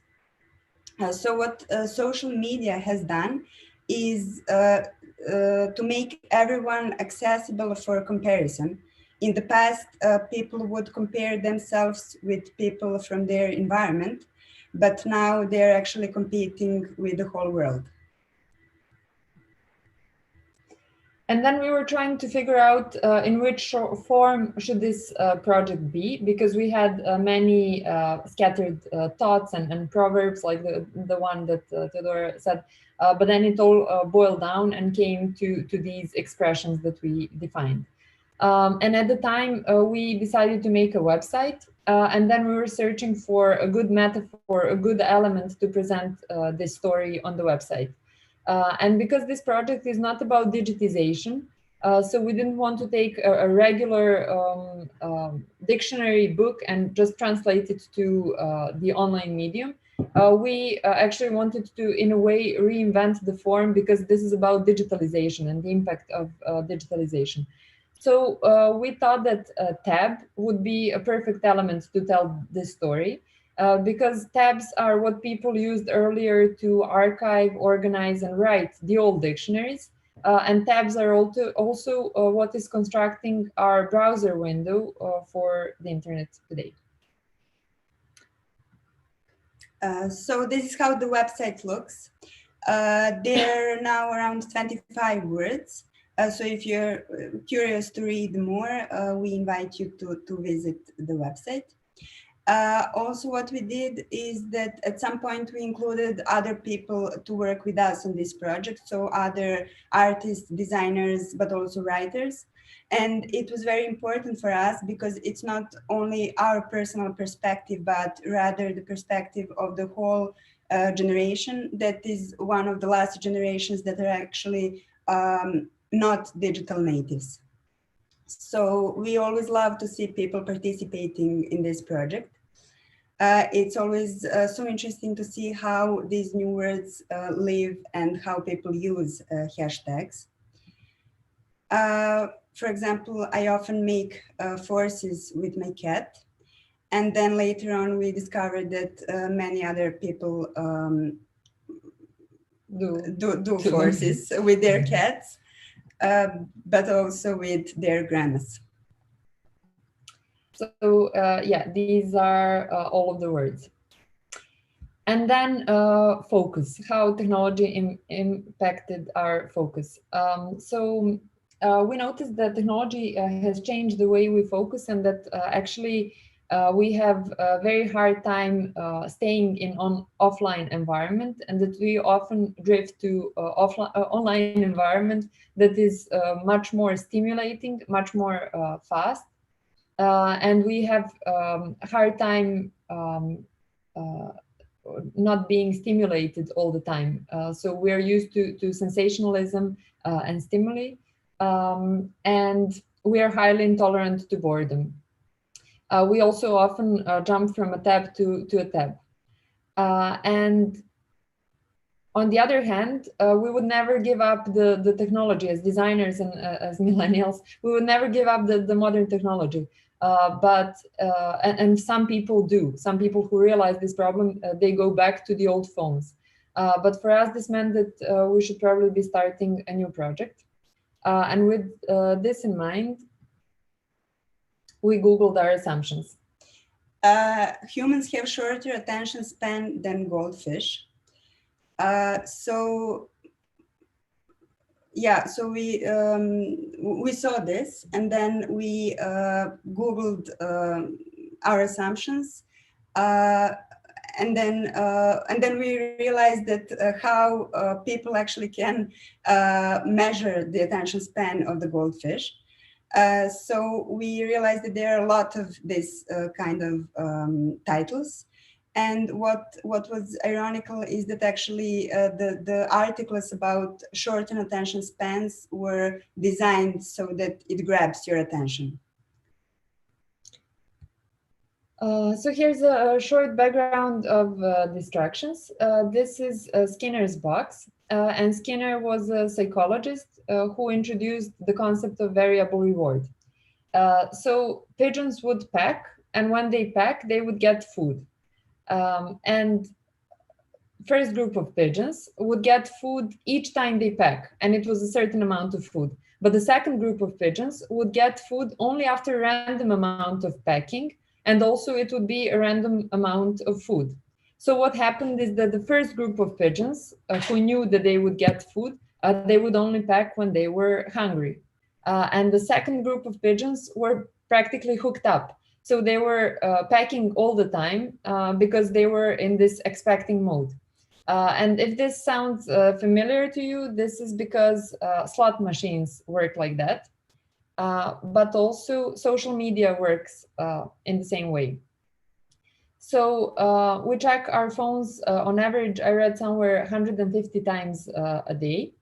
And sometimes we do get notifications, and sometimes these notifications are very pleasant.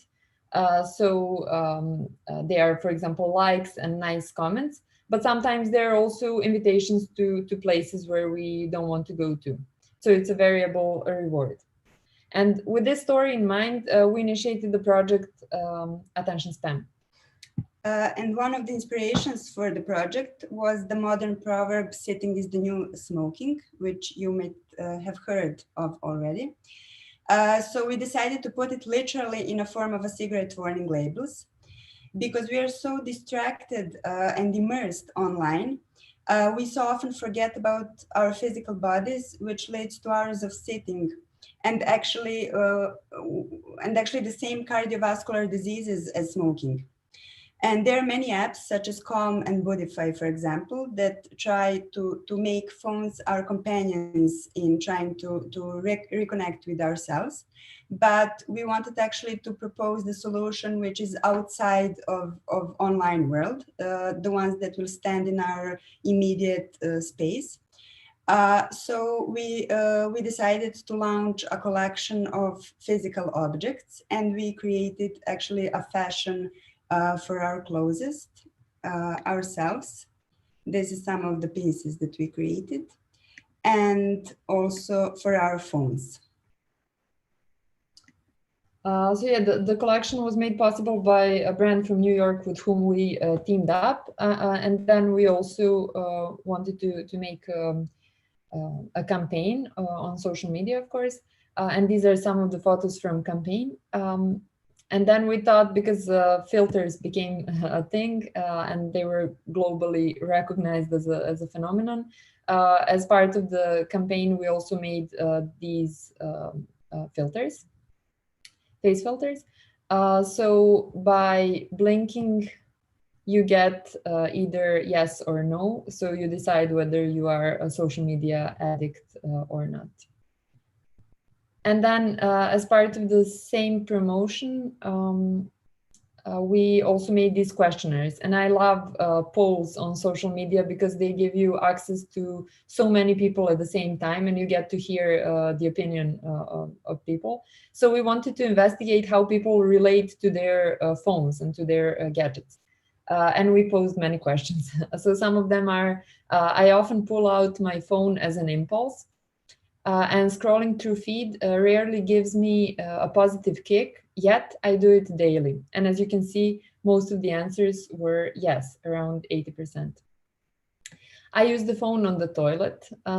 This was a tricky one. And then that feeling of being judged,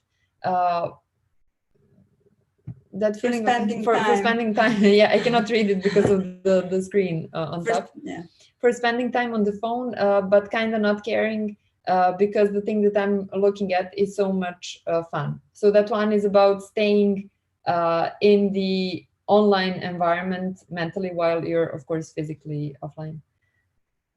The last thing I see before sleep is my phone, and I check my notifications first thing in the morning. Again, many positive answers, meaning that we go to bed with our phone and we wake up with our phone. So surely it does have impact also on our dreams. And that brings us to the part of reality. So, so far we've spoken how interface design and how technology has influenced our communication and also our habits. But it literally attempts to also change our and challenge our reality. And that is through VR, AR, and MR. And the first VR we did was for kids, and it was for one of the biggest festivals in Europe that actually introduced cutting edge technology and new technology to kids. So as you probably know, the experience stimuli in VR can be very joyful, but they can be also very scary. And because of that, we didn't want to traumatize children, of course. But we didn't grow up with VR, so we couldn't possibly know what is scary in VR for the kid age 5. So with this project, we tested on ourselves a lot and on a couple of brave kids. Since this work was made for digital natives, we decided to make a joyful ride that will naturally implement the language of social media and put them in unexpected places. So we took references from Candy Crush, Google Maps, and emojis. What we soon realized with working on this project is that kids have the ability to build fantastical elements if you sparkle their imagination. They're already so easily altering the reality. So it was interesting to see how they built on top of the experience and talk about the things that were not even happening in VR. And it made us wonder about the influence VR can have on kids. Because sometimes children remember things from childhood that didn't happen or that are exaggerated. So for us, the big question was, will they remember something they experienced in VR as real? Yeah, and that got us also to question, because this is the first time that a designer is actually able to create the whole environment. How big is the impact that it can have? As you might know already, VR has been used in many medical studies to cure phobias and PTSD. For example, so in that sense, the influence can be quite big. And the question is, are we as designers equipped to carry such responsibility? And can we somehow, by accident, make a wrong or hurtful experience for someone? And then the second VR we did was interesting for completely different reasons. It's a VR we did for Burberry brand. And I think one of the main motivations for production company to approach us to make this was actually because of how easy it is to mask London. So the brief was to make London in kind of Burberry clothing, let's say in Burberry branding. So it was, of course, way easier production-wise to do it all in animation and in VR than to actually go and have shooting days in London. Yeah, these are some scenes from the experience. And yeah, of course, what we see happening today with COVID is also the same. I mean, because now people are not able to travel as much as we all could. We get to meet in these virtual spaces, and also some digital shoots are happening with models such as Lil Michaela or similar digital models, and also, for example, digital fashion shows are happening, events are organized in virtual space. So in that sense, I think VR is at this moment, because of COVID, gaining a momentum.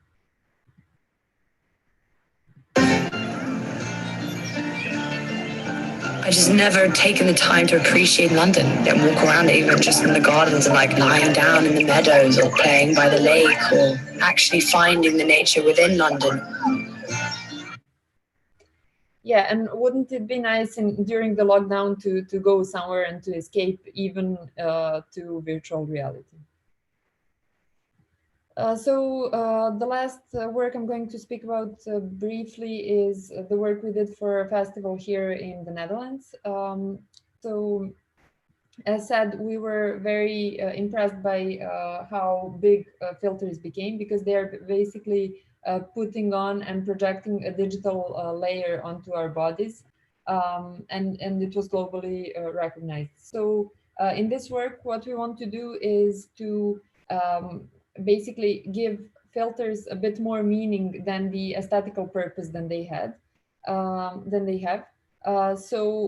We made 3 chapters about 3 prominent topics in 2019, and we presented them through filters. So social media users are protagonists of the story, and the filter is actually the story. So the first chapter is about consumerism. As you might know, since the birth of social media, the sales of clothing has increased by 60%. There is this pressure in society to show always, and especially pressure on influencers and public persona, to always show themselves in new clothing on social media. But also it is due to, of course, the ads being more available online, and shopping being more facilitated due to social media online. So these are some of the images of the filter. And then the next chapter is the narcissist. So yeah, in social media is definitely tapping on this egocentric need to express and impress. And face filters are providing even more excuse to take another selfie and post it, and obsessed with self-image. And like Narcissus, who once fell into the lake looking at his reflection, the social media users fall in love with each new selfie taken. And the last chapter is How Dare You? So what we recently saw with Black Lives Matter movement and other global protests is that social media can be used to drive movements and fuel debates. So now being an influencer almost became a synonym to being an activist. Here specifically with this filter, we focused on teenage activist Greta Thunberg, who is a phenomenon emerged actually from social media and who gave a fierce speech towards the end of 2019 that set the internet on fire. Yeah, so the last chapter is about activism. And these were the 3 prominent topics that we thought were very important on social media in 2019 and still continue to be in 2020, I guess. So to summarize, we talked about how we use technology on a daily basis and how it has changed us on both personal and more global level. But most importantly, it inspired us to create the work we did, and it enabled us to share it now also with you. Wherever you're sitting, I heard there were many countries participating in this conference. Yeah, that is, I guess, the most important part about technology that should be said for the end. And I think we can now thank you for your attention, and I'm not sure if whether we have time for the questions. For Q&A. Yeah. Thanks, guys, so much. It's so interesting. I wonder how many people on this conference stood up from their chairs when they saw your cushions sitting as the new smoking. I jumped out of my seat immediately. I'm looking at those face filters. I'm wondering how do people get hold of those filters? Are they all readily available still, or are they project specific if people want to have a look at them and try them out themselves? So yeah, the filters are available through our through our profile on Instagram. Yeah, for people, I guess some people know where to find them. It's in the tab. Yeah, it's a bit hard to explain. I don't know. Look on that. Like it's in a tab next to the grid, so they can be tried out there. And yeah. And if there are any questions from the delegates who are listening, who are on the Zoom room with us, I'm just going to give them 60 seconds to type a question in capital letters, please, so we can see it really clearly. If there aren't any, then we'll move on, but it would be great if there is a question or two that we might throw at you. I wish that London looked quite as beautiful as it did in that Burberry VR. Thanks. Let's see if there are any questions coming. Yeah, there are no traffic jams in London, right? No. That would be nice, wouldn't it? No traffic, green spaces, flowers on the street, balloons in the telephone boxes. Yeah, I think we can stop sharing screen as well. I don't think there are any questions coming. Okay, so are you going to stay with us, the two of you? Yeah.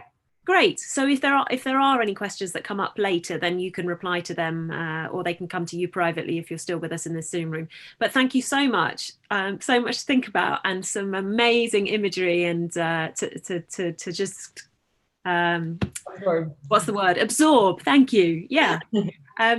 We will hopefully be able to speak to you later on the chat, via the chat. So thanks, guys, so much. Yeah, thank you. Great. All right. Bye. So we're going to move on now to our next panel discussion, and that's panel discussion is entitled Hyperconnectivity and Future Digital Societies, How Design and Technology Impact the Way that we relate to each other. And Atilim Sahin is facilitating this. Atilim, are you there? Yes. Thank you so much, Anna. Hello, beautiful people. It's a pleasure to be here with all these brilliant minds. My name is Atilim. I'm connecting from Istanbul. I'm the Creative Hub Director at Atelier, one of the partners for this project, and the Secretary General at European Creative Hubs Network. I don't have that much time to talk about myself today because we have much more important topics to discuss. Here's what we are going to do. I have 5 billion speakers for you today to challenge your mind and to create new sparks in your brain. How? Today, we are going to talk about how design and technology impact the way we relate to each other. And we're going to mention the future of our digital societies. We will also talk about the new forms of the social norms, where we include the machines as a new medium to define our interactions with each other. This may be a series of interesting presentations, and we will have a Q&A session at the very end after listening 5 talks. So if you have any questions during the presentations, please put them in the chat box, but note that your questions will be answered after we hear 5 presentations. As we did throughout the day, please type your questions in capital letters and mention the speaker name that you would like to address your questions to. So now, please sit back, fasten your seatbelts, take a breath, make sure that you have enough popcorn with you, and enjoy listening to these inspiring conversations. Here comes our first dear speaker. I would like to welcome Daphne Dragona to the stage. Daphne is a creator and writer based in Berlin. She worked as a creator for the Transmediale Festival from 2015 to 19. Today, she is going to talk about her project called Engineering Care. It's a super interesting project where she engaged artists, designers, technologists, and activists that produce works around how we will live and work with machines, and and speculating how relationships, dependencies might change.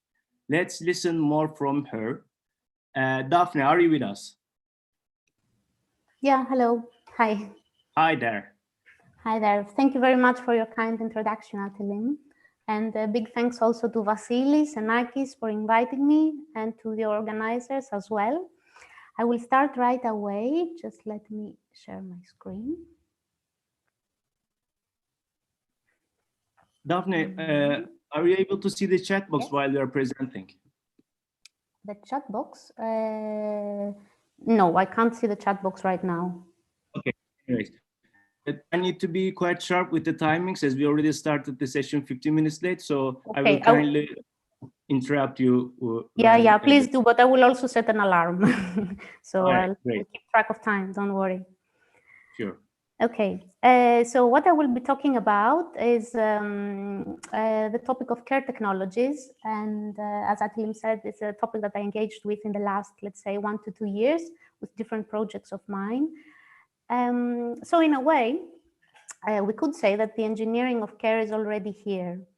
Social robots, online bots, virtual assistants are becoming more and more common at work, at home, in let's say different situations and environments.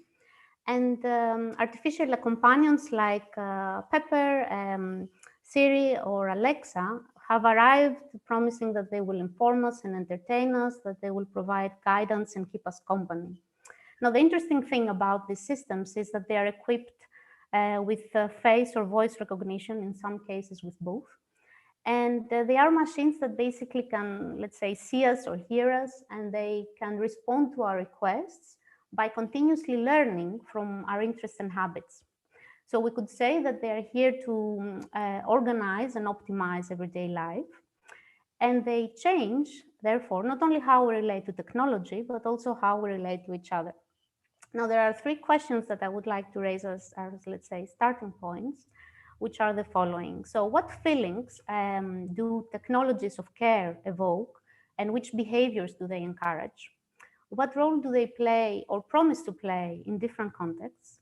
And why did they become common? Why did they become popular recently, or let's say now? So in order to address these questions, I will very briefly present different projects that address this topic. I will start with Software Garden, a project by Rory Pilgrim, which is a performance. Here's a picture from Transmediale 2019. Part of what the audience is experiencing at the Software Garden is written by poet and disability advocate Carol Calland. Carol is the person that we see at the projection at the far back. So Carol, as part of the, let's say, the performance, expresses her wish for a world where humans and machines and robots would live harmoniously with each other. And Pepper that we see here is a classic example of a social robot that is equipped with cameras, with sensors, with mics, with LEDs, and this facilitates its interaction with humans. Now, a robot like Pepper, as we hear at the performance, would comfort Carol because it would make her feel safe. It would make her, let's say, it would comfort her and help her respond to the harsh reality that she's facing in UK after the disability cuts. Now, on the hard side of things, the truth is that social robots are hardly developed, let's say, to the point that they can offer the services that they promise. And what is not being discussed so much is how they will capture, process, and classify human behavior in order to offer these services. This project is the work Alexiety by Median Group Beatnik and Lowjack.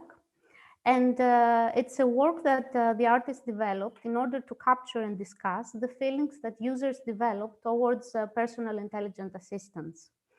The work is very much built around an album of 3 songs that they wrote, and that they used in a way to interact with systems like Alexa or Siri. So one of these lyrics that I have singled out here says, "Alexa, you creep me," while another one, for instance, says, "Alexa, you're getting better and better at anticipating the voices, the moods around you."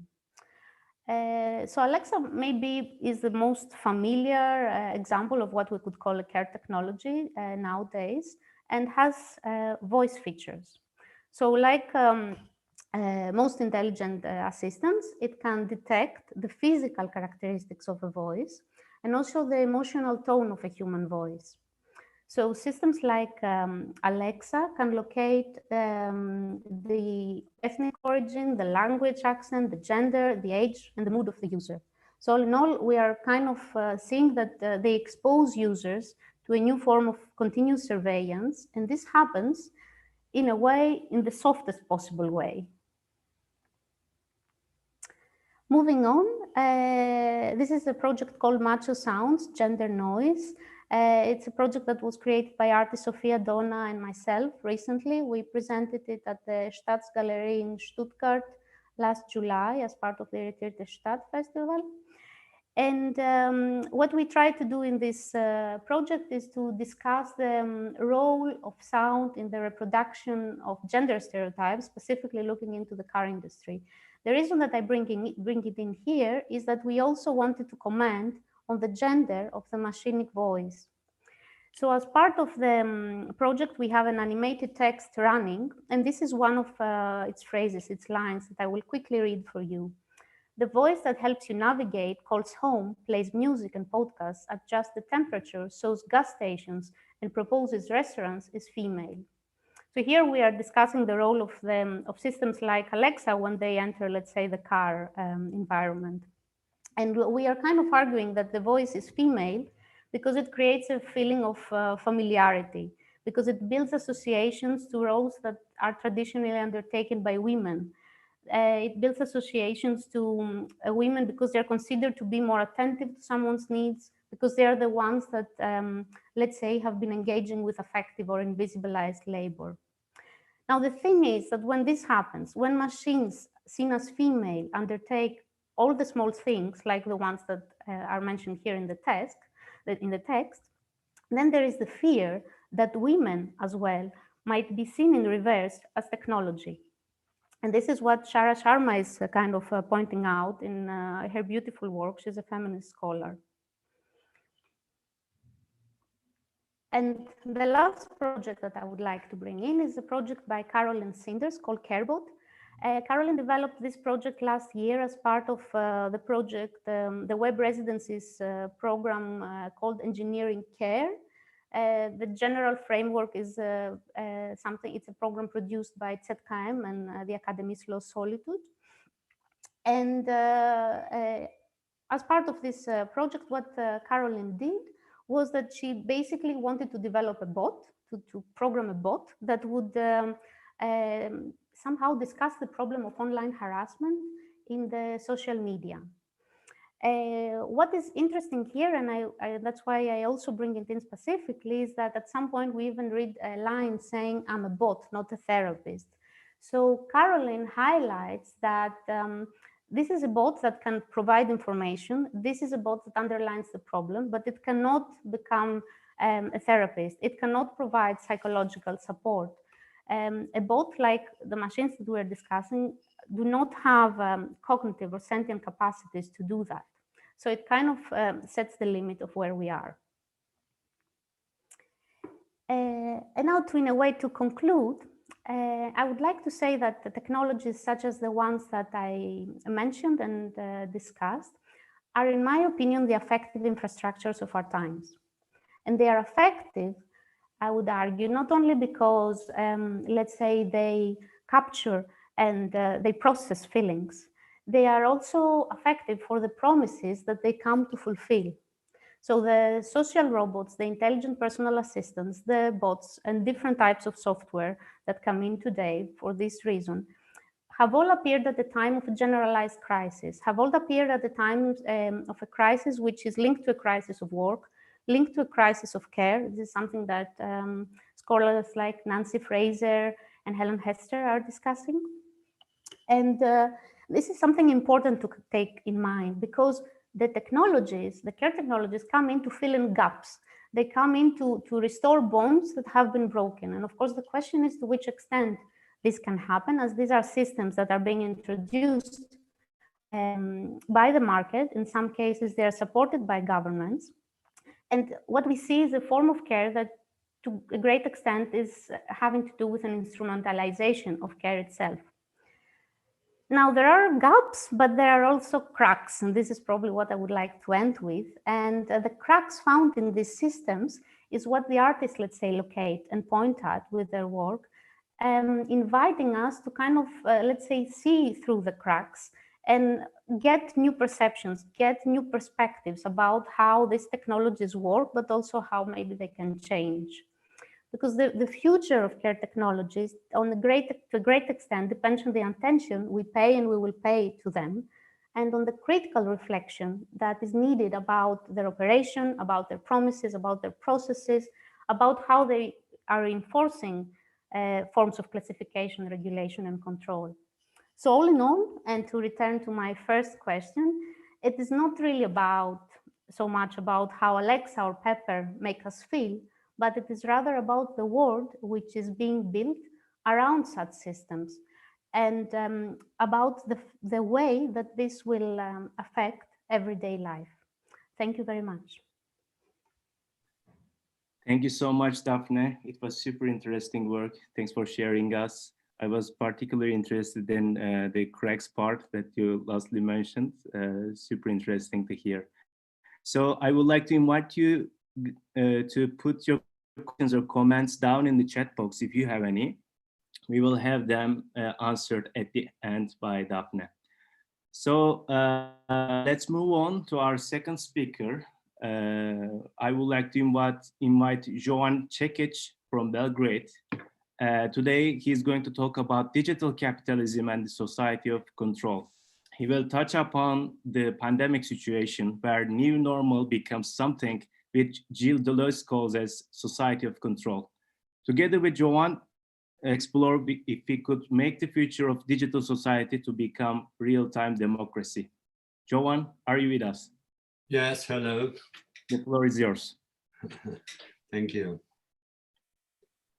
Okay, I will speak about digital capitalism and society of control, which means this is the notion which Gilles Deleuze used 30 years ago, you know, and what is very important for us now that everybody thinks that we are actually living in a society of control. So what is, in my opinion, very, very, let's say, very important in this, that actually we are living in a very complex and atonal world. So we need some kind of the long-term thinking. Why we need that and how we actually think about this world. First of all, we are living in the world of crisis. We have unseen levels of inequality, environmental degradation, climate destabilization, and of course, populism, conflicts, economic uncertainty, and so on. So this is actually complex and atonal world. What is very important in this approach is that when we speak about digital capitalism, it means that every society has or corresponding in a particular kind of machine. So despotic societies is corresponding to the similar machines, very simple machines like levers or clocks, you know. Disciplinary society is corresponding to thermodynamics machine or, you know, Fordism and things like that.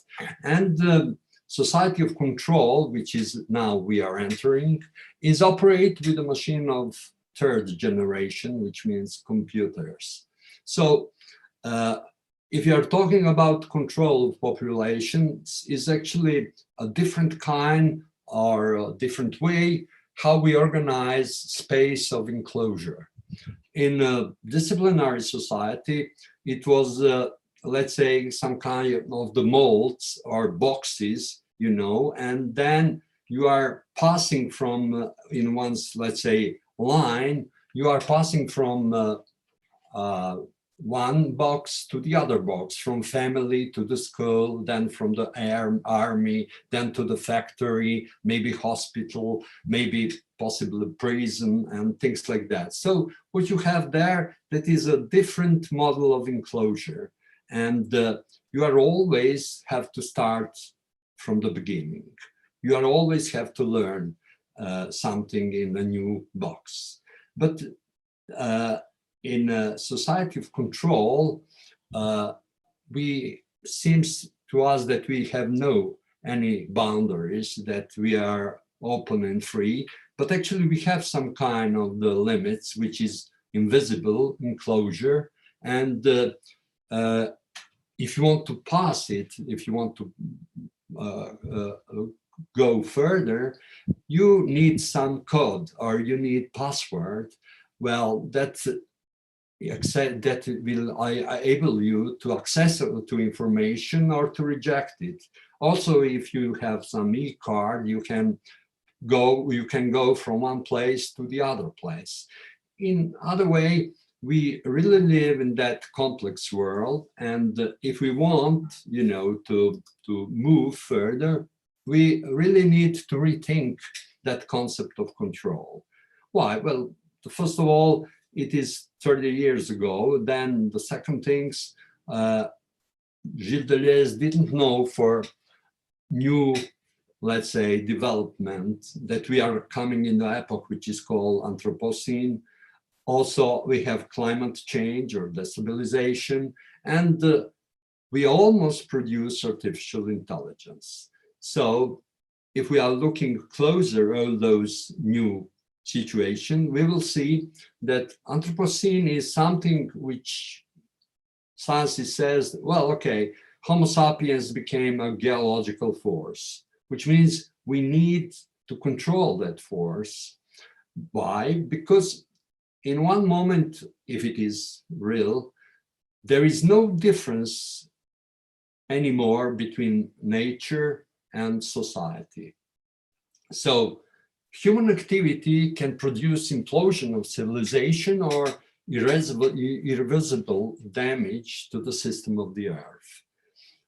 What we need then? Well, we need some kind of non-anthropocentric approach, which means the human is not separate from any other, entity and natural environment, which means that the world is not a collection, of the isolated object, but it's a network of phenomena which is fundamentally interconnected and interdependent. So we need to think on a new way. We need to think, let's say, on the long-term thinking. If we are thinking about climate change, everybody focus on discussion who is to blame for it. Is it the nature normal process or human activity is blamed for it? But actually it doesn't matter at this moment if climate change is starting to accelerate. It means, first of all, we will have climate refugees. Then we will have climate nomads. And after that, we will have to create some civilization or the culture of multitude. Well, look, Corona, we have global impact and let's say local response. Every country is, reacting his own way. We have Sweden model, we have different other models, and less or more close, but with climate change and global impact, we must have global response. It means we cannot, separate in that moment. If you're looking from that point of view, this is a very new situation. And of course, we are nearly let's say, to have artificial intelligence.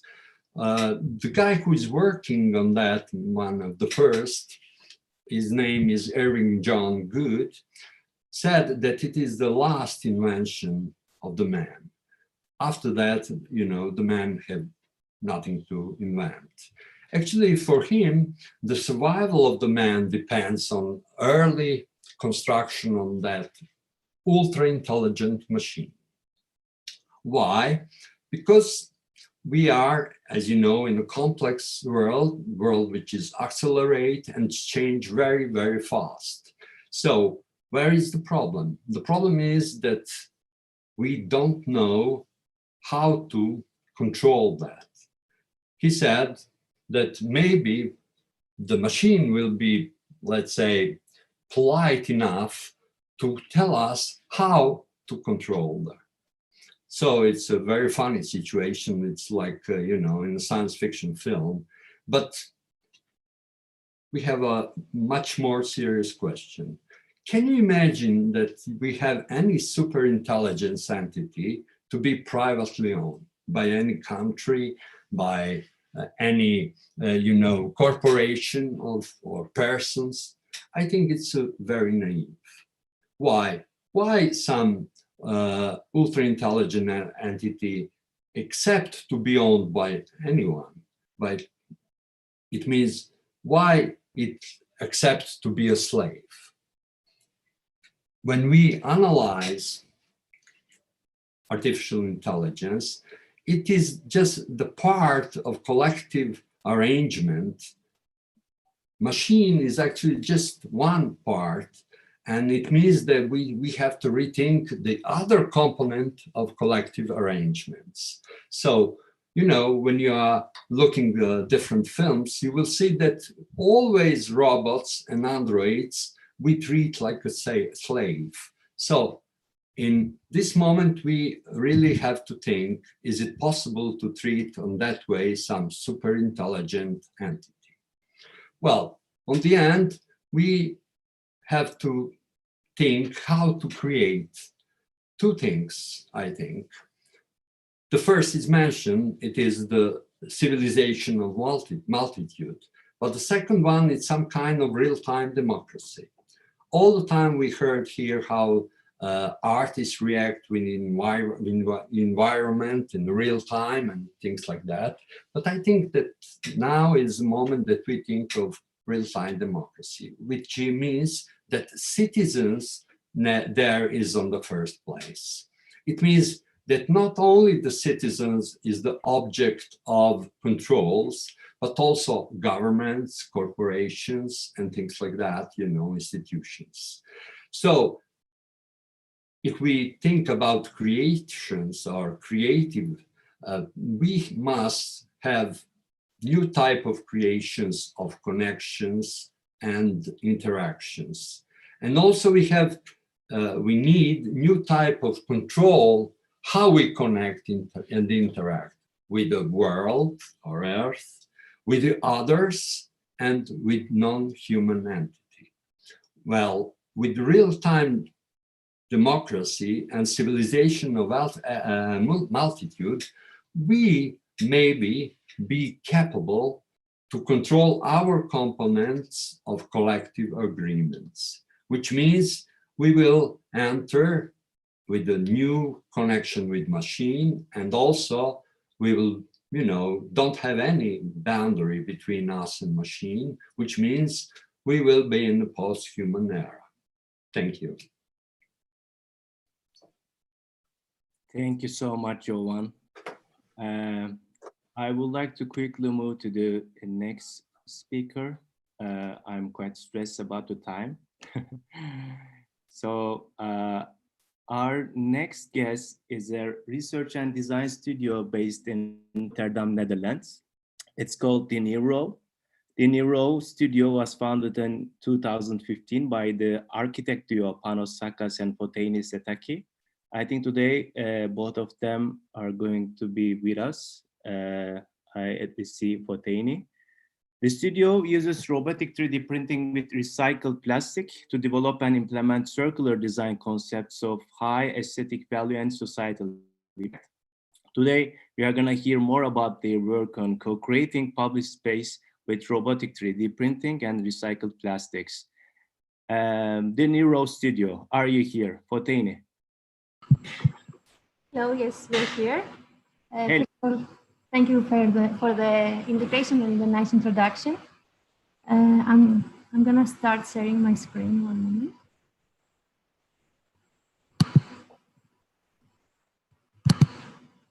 Do you see my screen? Yes.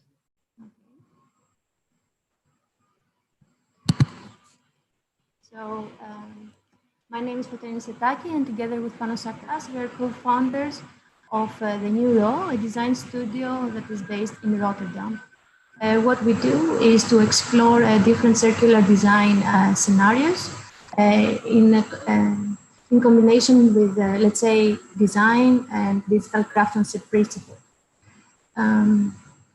We started in 2015 from the observation that we are a growing society, consuming a lot of resources and generating enormous amounts of plastic waste, following a linear approach from consumption to discarding.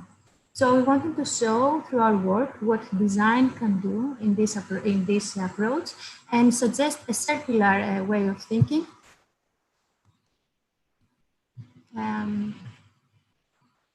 A circular way of thinking where we close the loop of plastic waste locally by using new technologies. By using new technologies, it's not only possible to add value to these discarded materials by making, let's say, elements that are, let's say, of high aesthetical value or could not be produced in different ways before. But also for us, from our point of view, it is, let's say, a challenge to be able to involve citizens both in the recycling process, but also in the making of the city.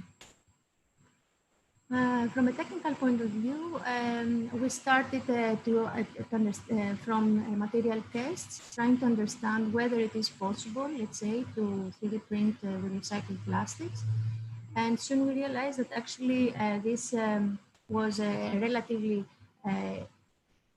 easy to achieve, but also gave us advantages by, for example, giving us this technology freedom of using many different materials coming from single-use packaging like PP, HDPE, PP, but also by developing our own production process, we were able to shorten the material processing approach. So we could directly 3D print from washed and shredded materials, skipping the paths of, let's say, pelletizing and filament that you see in traditional 3D printing. Here you can see a short video of how we work.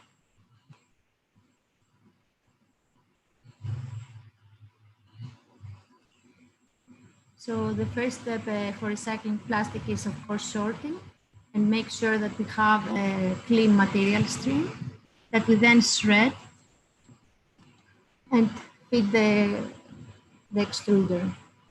The extruder is working in 5 different temperatures, melting the plastics, and in that way we are able to reshape it in many different forms, giving a new life, like furniture pieces, decorative elements, but also building components.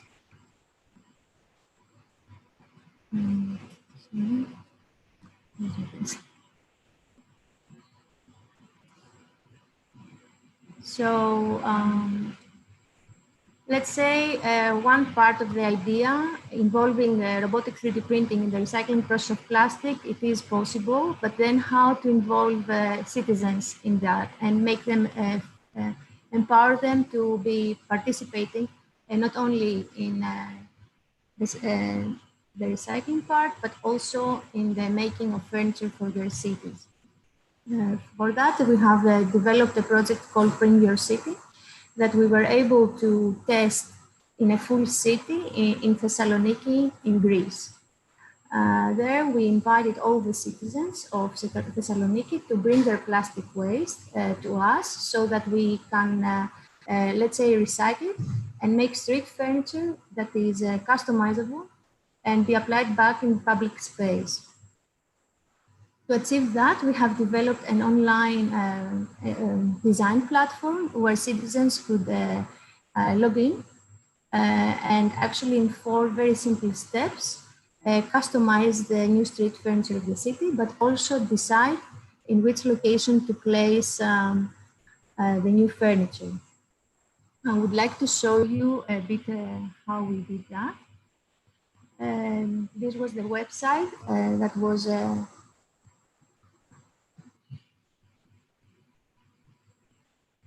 inviting citizens to customize their furniture. So the first step of the decision making was to decide upon the shape of the furniture.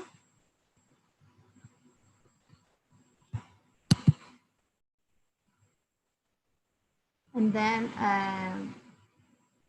to customize it, giving different functionalities. So it could be, for example, a bench that also has a bike rack, but also perhaps has, let's say, a tree on it.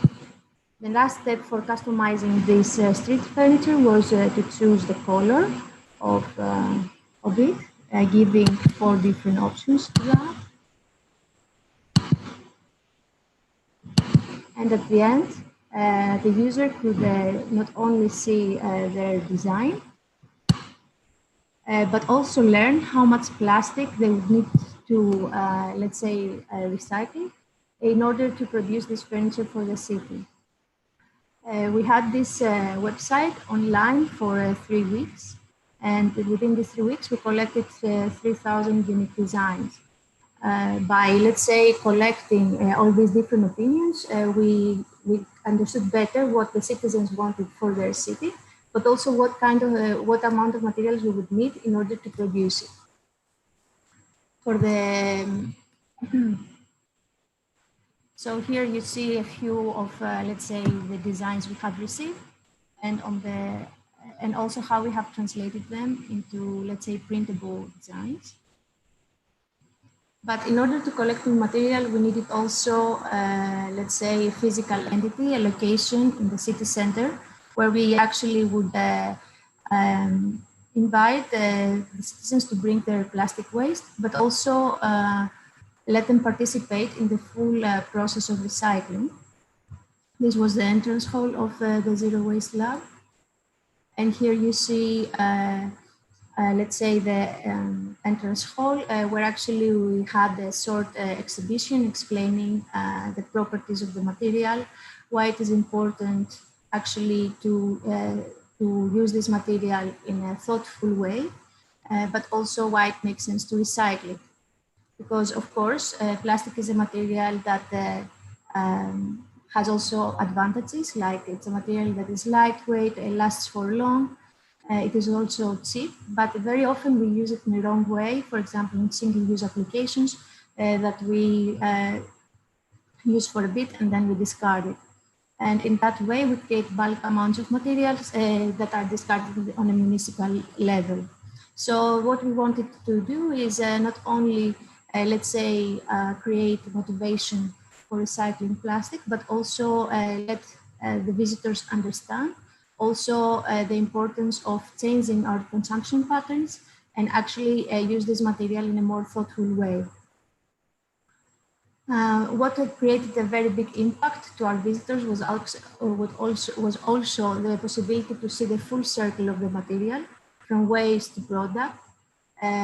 Because by making transparent the recycling process of plastic, they could realize that actually it's something that it's a valuable material that can be formed again and again. And in that way, let's say, recycling makes sense.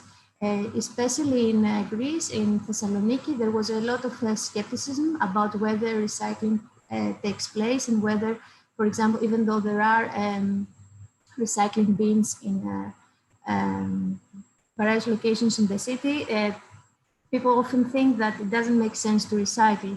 And by making, let's say, this space in the city center, this production space in the recycling space, and making the recycling process transparent, it gave motivation to people to come in again and again to bring their plastic waste and give them a new shape and new life. The program lasted about 6 months, and during this period we were collecting and processing the material of the citizens. And at the end, we managed to implement 10 furniture pieces in public space in a central location in Thessaloniki, that were the shape, colors, and extra functions of the furniture were shaped according to the 3,000 designs that we received earlier on that year. You see here different versions of our furniture that are, let's say, customized in order, for example, to host a dog feeder or a bike rack, but also a position for planters. What we are particularly proud of in this project is that actually we managed to close the loop of plastic waste literally locally within a radius of 15 kilometers. So the material was sourced, processed, and then 3D printed and implemented within the borders of the city. And in that way, let's say, actually bring, accommodate the locally, accommodate the concept of locally recycling plastic waste. So that was a bit our project. So to our view, by using new technologies like 3D printing, but also let's say these digital design tools, it gives us let's say a possibility to explore new concepts for recycling and thinking circular by involving citizens not only in the recycling but also in the decision-making process. Thank you. Thank you so much, Foteini. It was super interesting to see you merge the participatory design processes together with the 3D printing to create impact for the city. I was amazed. So we are gonna move to the upcoming presentation. But before that, I would like to ask to my dear audience how they are. Are we alive? Give me some noise. Are you all sleeping? Where are you? The depth and the intensity of the conversations are seriously fascinating, but sitting in front of the screen all day could also be devastating. As Teosh mentioned in the previous keynote, sitting is the new smoking, right? Maybe we need to stand up for a while. I would like to invite you to stand up and stretch for a little while if you would like to join me. I need that desperately, so whether you join me or not, I think I'm gonna do that quickly. So let me see who is joining me for that. So what we are gonna do is to shake our body parts for 10 seconds, right? First right hand, and then left hand, and then right leg, left leg, and the head. Here it comes. 1, 2, 3, 4, 5, 6, 7, 8, 9, 10. 1, 2, 3, 4, 5, 6, 7, 8, 9, 10. 1, 2, 3, 4, 5, 6, 7, 8, 9, 10. 1, 2, 3, 4, 5, 6, 7, 8, 10. 1, 2, 3, 4, 5, 6, 7, 8, 9, 10.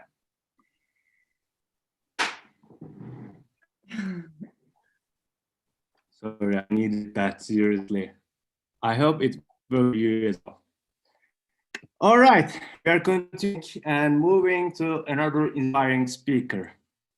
We're gonna go with Dani Admis, an Iranian English creator and researcher based in Glasgow.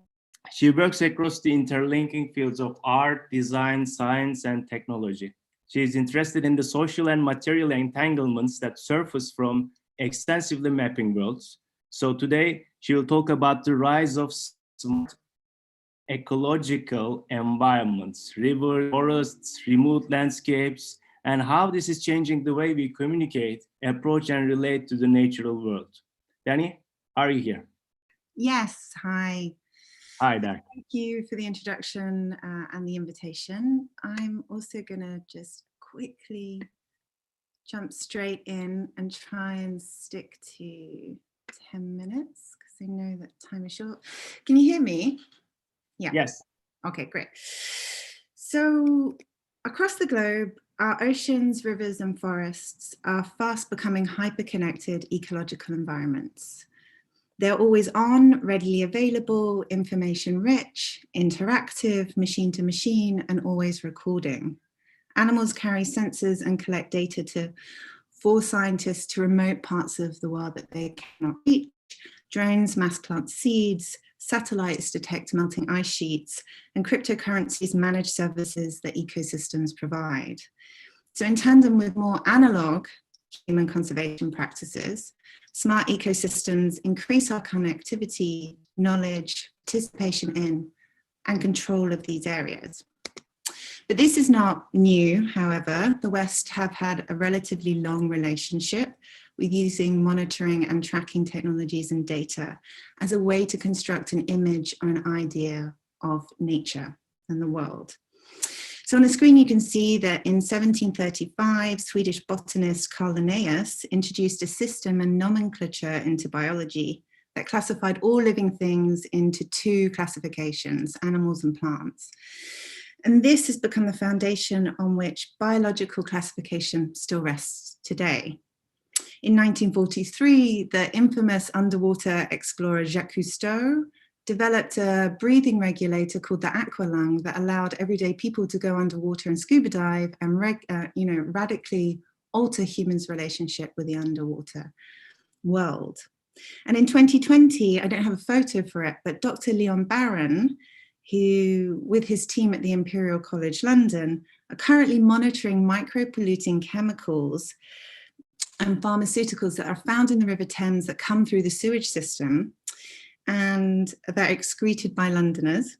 And they track the social patterns of this drug use and link them to wider social causes, such as the rise in London's depression and their use of antidepressants since the advent of Brexit. So you can see these world-making technologies have scientific, modern, and colonial roots, and they aid in the construction about truth about the world. So although fascinating, something the science doesn't help us gauge is the social and political consequences of these technologies and systems. How might these systems and technologies allow some to gain power and authority over others? And what inequalities are we putting in place unknowingly for the future? So I'm just going to talk, because I've got less than 10 minutes now, just about two works that I've commissioned recently, and then close with some reflections and remarks. Okay, so the first work I'd like to talk to you Tree Bore by the artist Maria Bozanovska-Jones. And this is a work I commissioned in 2018 as part of an exhibition I did on digital play and labour at Furtherfield Gallery in London. And this is a big collaborative project, and we had a co-creation lab that brought together artists and scientists and researchers to conceptualise ideas of digital play and labour. And Jones is really interested in the idea of the ways in which trees work for us. So trees clean the air we breathe, they work in symbiosis with mycorrhizal and fungal networks to talk to each other underground, they altruistically share resources, they provide cultural services in the form of shade and shelter for humans, and they've been proven to reduce our anxiety. So in collaboration with a postdoc researcher, Robert Gallagher, who looks into gaming and identity at King's College London, she decided to create a number of monologues for 3 different tree species found in Finsbury Park, which is where the gallery is. So each anthropomorphized voice tells the story of the work that tree bearers perform, right, instead of laborers. So you can listen to an ASMR relaxing Wood Wide Web Beach who takes on the voice of a calming self-help guru. You can listen to a Habitat Oak talk about the logic of the gamification of all forms of life and work. And you can listen to an intellectual London plane pompously describing their work in an information economy. And when you listen to this piece, as you can see someone on the screen doing, these voices sound intimate and strange, other and familiar, and there's a couple of questions that I'd just like to pose to you. So if we valued or monetized the labor that trees do, would we make them work harder? Would we try to extract their labor as profit? And we could think about, current debates and conversations around 0 hours contracts, and, as we're all stuck at home. But also this we can think about feminist movement and feminist histories, about domestic labor and how it wasn't included in the economy. And a question that I think is quite close to my heart is, do we live in a world where we need nature to economically perform as a way to recognize its value? So the next work I'd like to talk about is called Declimatize by the designers Chris Verbken and Sasha Poflep. And as you can see, it's a long-term, it's a botanical installation, but it's a long-term one. And it's for a festival I commissioned in the Azores Islands in 2018. And the Azores are based in the middle of the Atlantic Ocean, in between Portugal and North America. And they're owned by Portugal. And they were a stopping off point for when Portugal was a great empire, or just an empire, sorry. when they would transport sort of goods and plants, but also, unfortunately, people from the southern hemisphere to the northern hemisphere. The Azores was kind of like a big stopping off point. And the designers wanted to think about the colonial history of plants, how thousands of plant species were transported from, more tropical climates into Northern Europe for agricultural industries in the 17th and 18th centuries. And, the Azores itself sort of, because of its temperate climate and lots of rainfall, it became a place where wealthy individuals would call themselves botanists and create acclimatization gardens.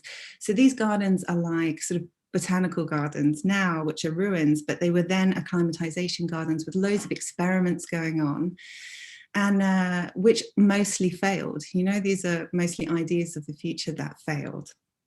And so the designers thought, now under the effects of anthropogenic climate change, it could be claimed that islands themselves are thrown into a type of motion. In 100 or so years, we have no idea what geographical location the Azores will be in terms of climate.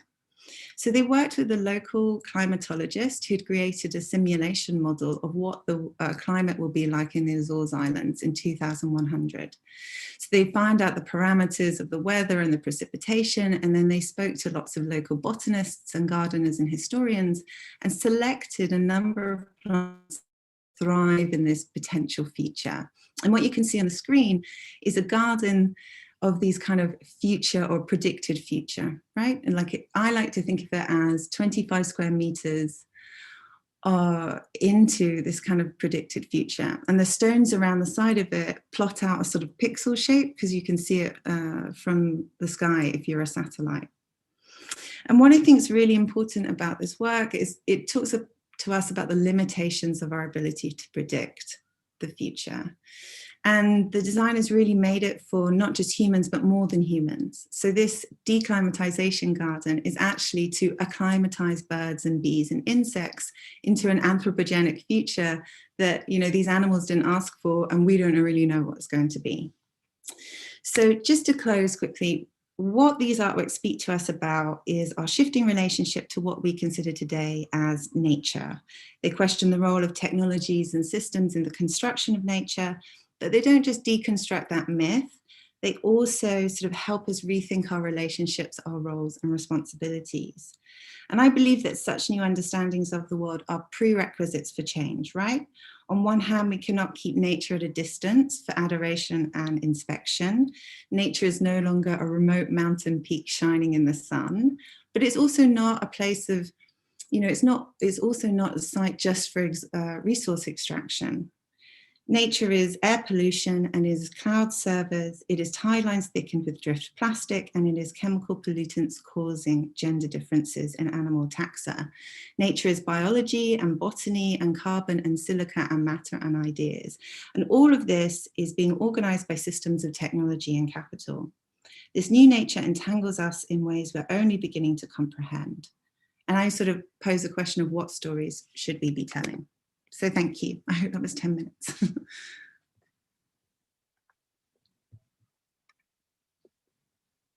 Thank you so much, Danny. It was super exciting presentation. You also opened new doors in my mind when I think in terms of nature and technology, and also like thinking in terms of nature labor. I think it's a concept that I just bump into very recently. Thank you. So we are moving on to our last speaker. I would like to invite Irini Papadimitrou. She's a curator and cultural manager who is drawn interdisciplinary and critical discourse to explore the impact of technology in society and culture, and the role of art in helping us engage with temporary issues.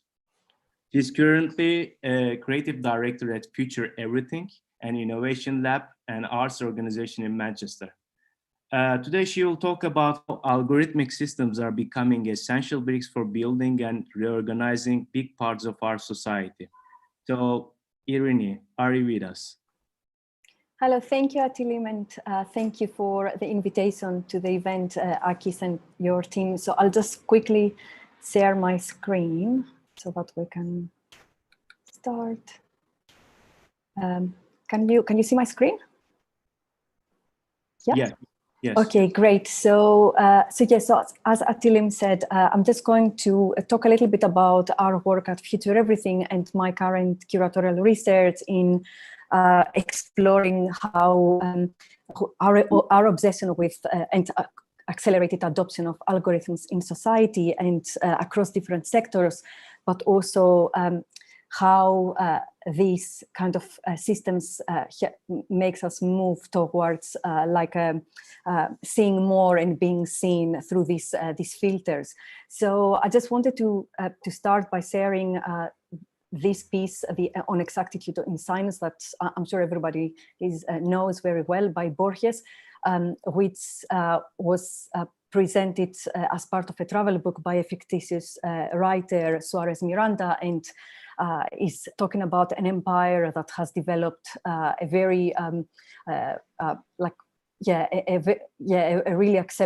very advanced study of cartography and cartographic science that, but also has ended up creating a map and cartography as vast as the empire itself.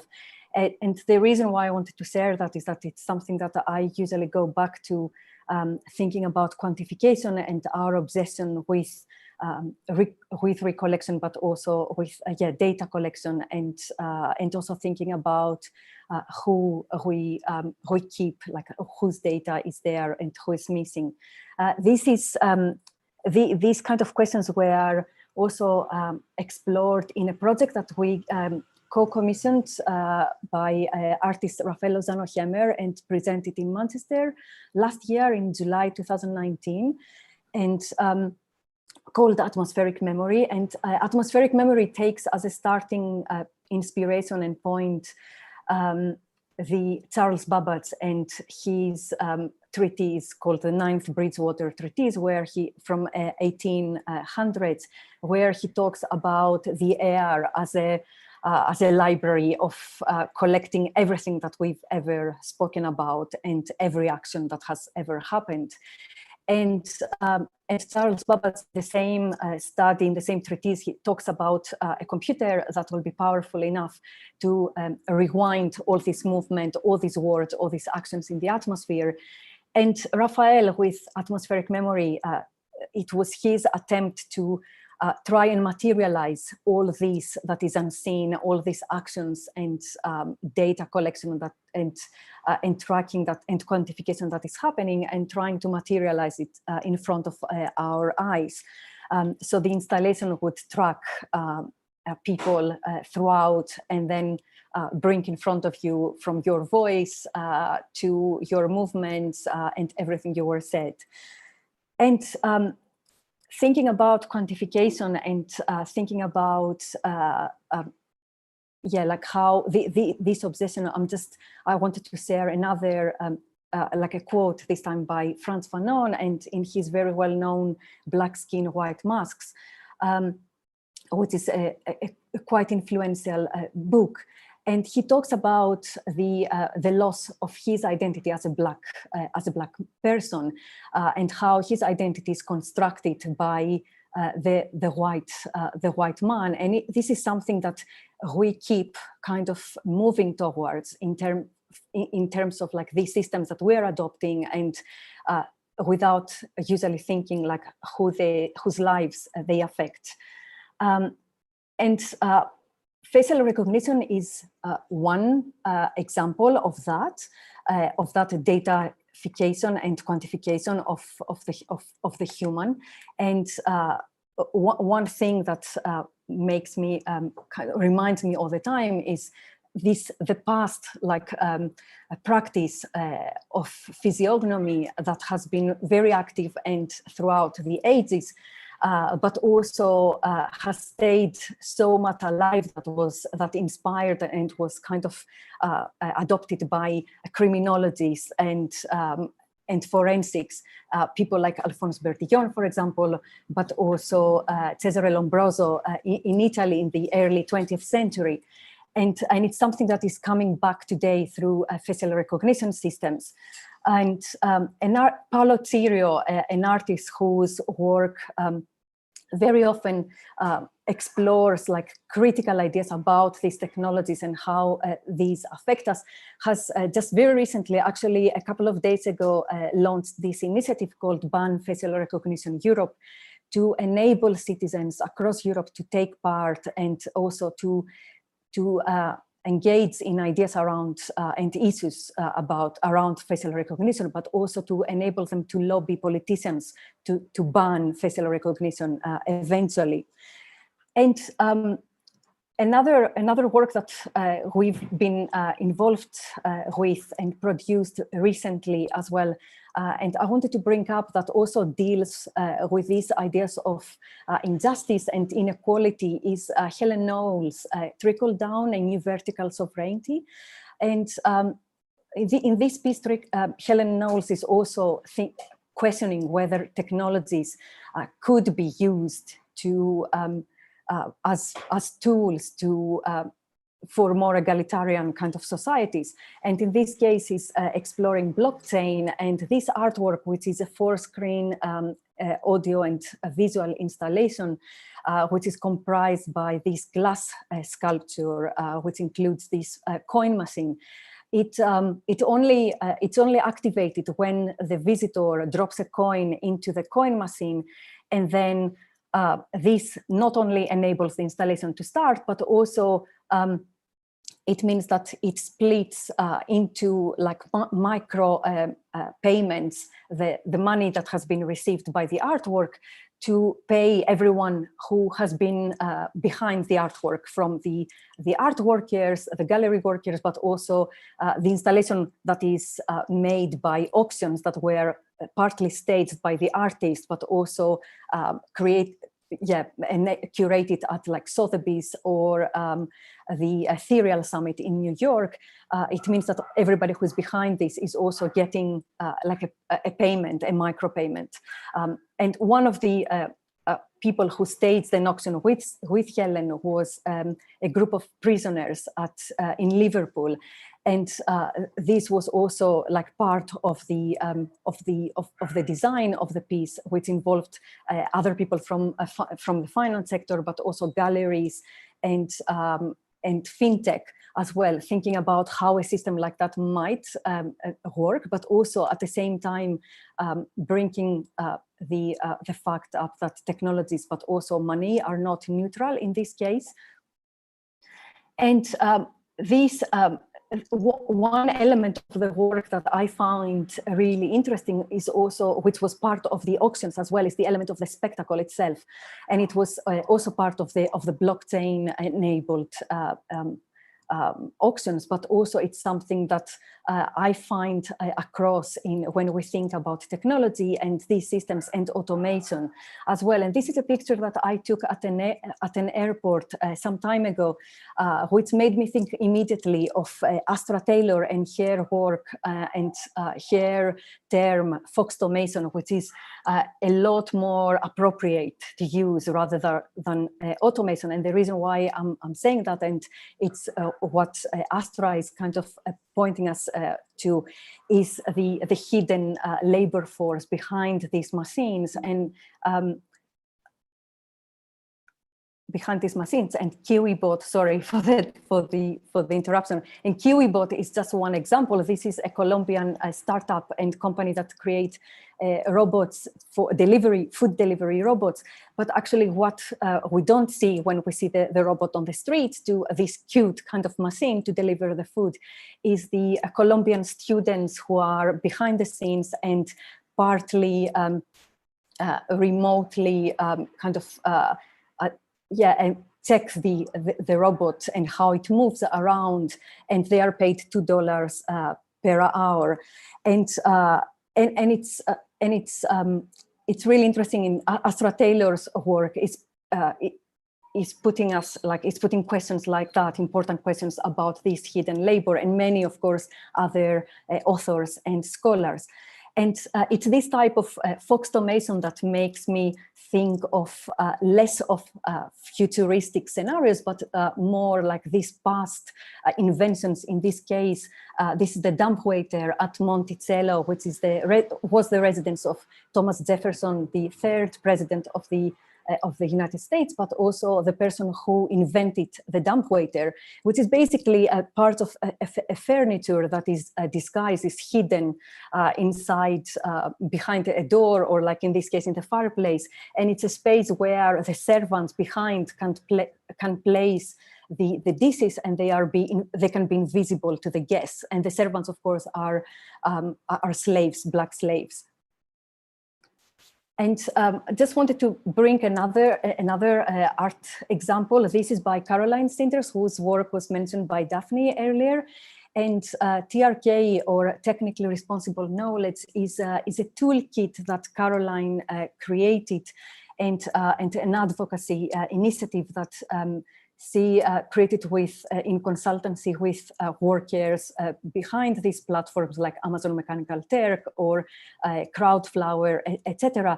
And this tool is not only revealing the unjust labor and the underpaid, and how underpaid and underpriced labor is in data training tasks in particular, but also creates a tool that workers can use to show how much the living wage needs to be and aligned with these tasks as well, and the calculator. And finally, just because I don't want to keep you more and also go over my 10 minutes, what can we do as art organizations or like art collectives? This is a program that we started at Future Everything. Actually, it's in collaboration with Midas, and we're curating it. And it's called Innovate Manchester. And it's a series of events, but actually action events. So conversations, but also labs where we bring together people from the business sector, tech industry, academia, health sector, etc., to try and understand the challenges and the issues, but also to try and create alternative ways of dealing with these issues.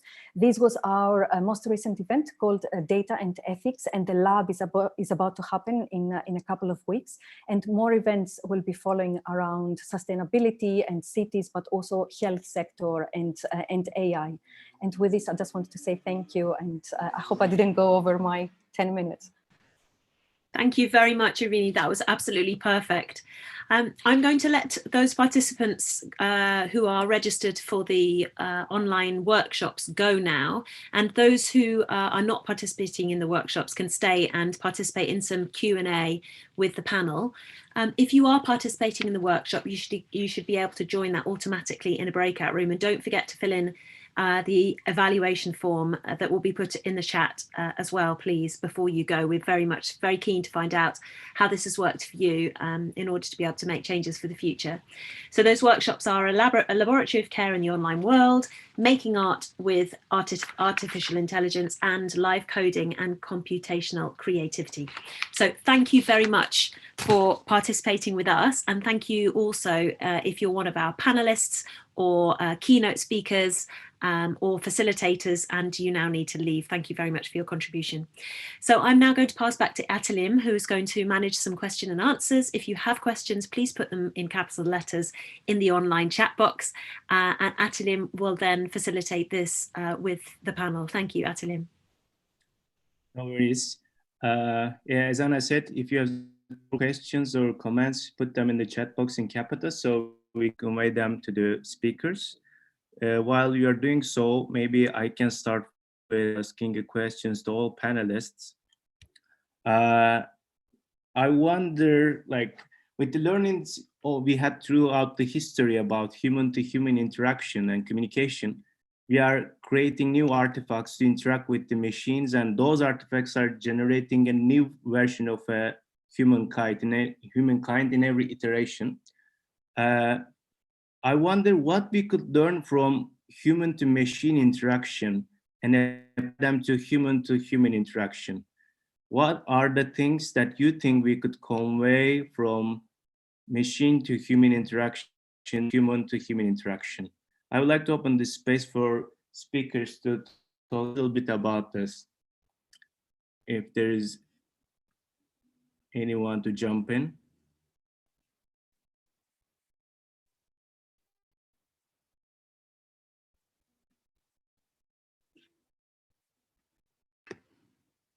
Danny? Maybe I'll start then. Something that I'm trying to figure out that question really through my curating practice, and just sort of try to ask what kind of new ethics and values come out of this. I loved Daphne's comment about how actually it's about the world we create around these technologies, about which ways that we care for each other. And I think that's a really great way to think about it. It's about how we, interact with other people and what new ethics and values might happen. And I think machines take away some of that labor and allow us to maybe take up different positions of how we should care for others. Amazing. Thank you, Danny. Any other ideas from other speakers? Can I join in? Sure. Yeah, I would just like to say that maybe a classic worrying example of that can, let's say, exemplify in a way what you asked is in the case of, let's say, virtual assistants, the role of the voice and how users interact. So I kind of briefly mentioned it. What is, for instance, playing a great role is the role of commands, the imperatives. So all these imperatives that are being used to talk to a system like Alexa unavoidably influence, in a way, behaviors, or might influence behaviors within, let's say, a family or within a community of people somehow. I think, especially in the case of, let's say, the young users of these machines. So this is something that somehow I kind of think of often. And yeah, it's a question of how to respond to that, and what one could think about that, like what would the alternative be there? Because we see the voice playing more and more of an important role in our interactions and affecting us. So it's more of a common question. I don't really have an answer. Thank you, Daphne. Anyone would like to chime in? Irini? Yeah, I don't want to repeat what Danny and Daphne already mentioned, but yeah, just to reiterate and then just maybe add that all these kind of agents that technological agents that we've been adding, like an additional layer of complexity in terms of objects that we kind of, or yeah, people that we interact with, and it's really interesting, in particular, to see like the younger generations and kids who are growing up with being surrounded by agents like that, and how different behaviors are, as Daphne was saying, are kind of arising from these. And we definitely, and I don't have an answer or like something specific, but it's just more to say that we definitely need to start thinking about different frameworks, and from legal frameworks, but also ethical frameworks in terms of how we move forward and deal with these more complex relationships in society. Great, thank you, Irini. So from the audience, do you have any questions to address to the speakers? Otherwise, we will move on. And I'm gonna hand over to Hannah. Thank you very much, Atalim.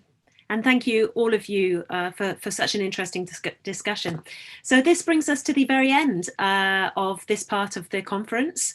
I'd like to thank again our keynote speakers. You can check their presentation on YouTube. In fact, the whole of this conference will be sent to you directly in an email link later, so that you can catch up on bits that you've missed.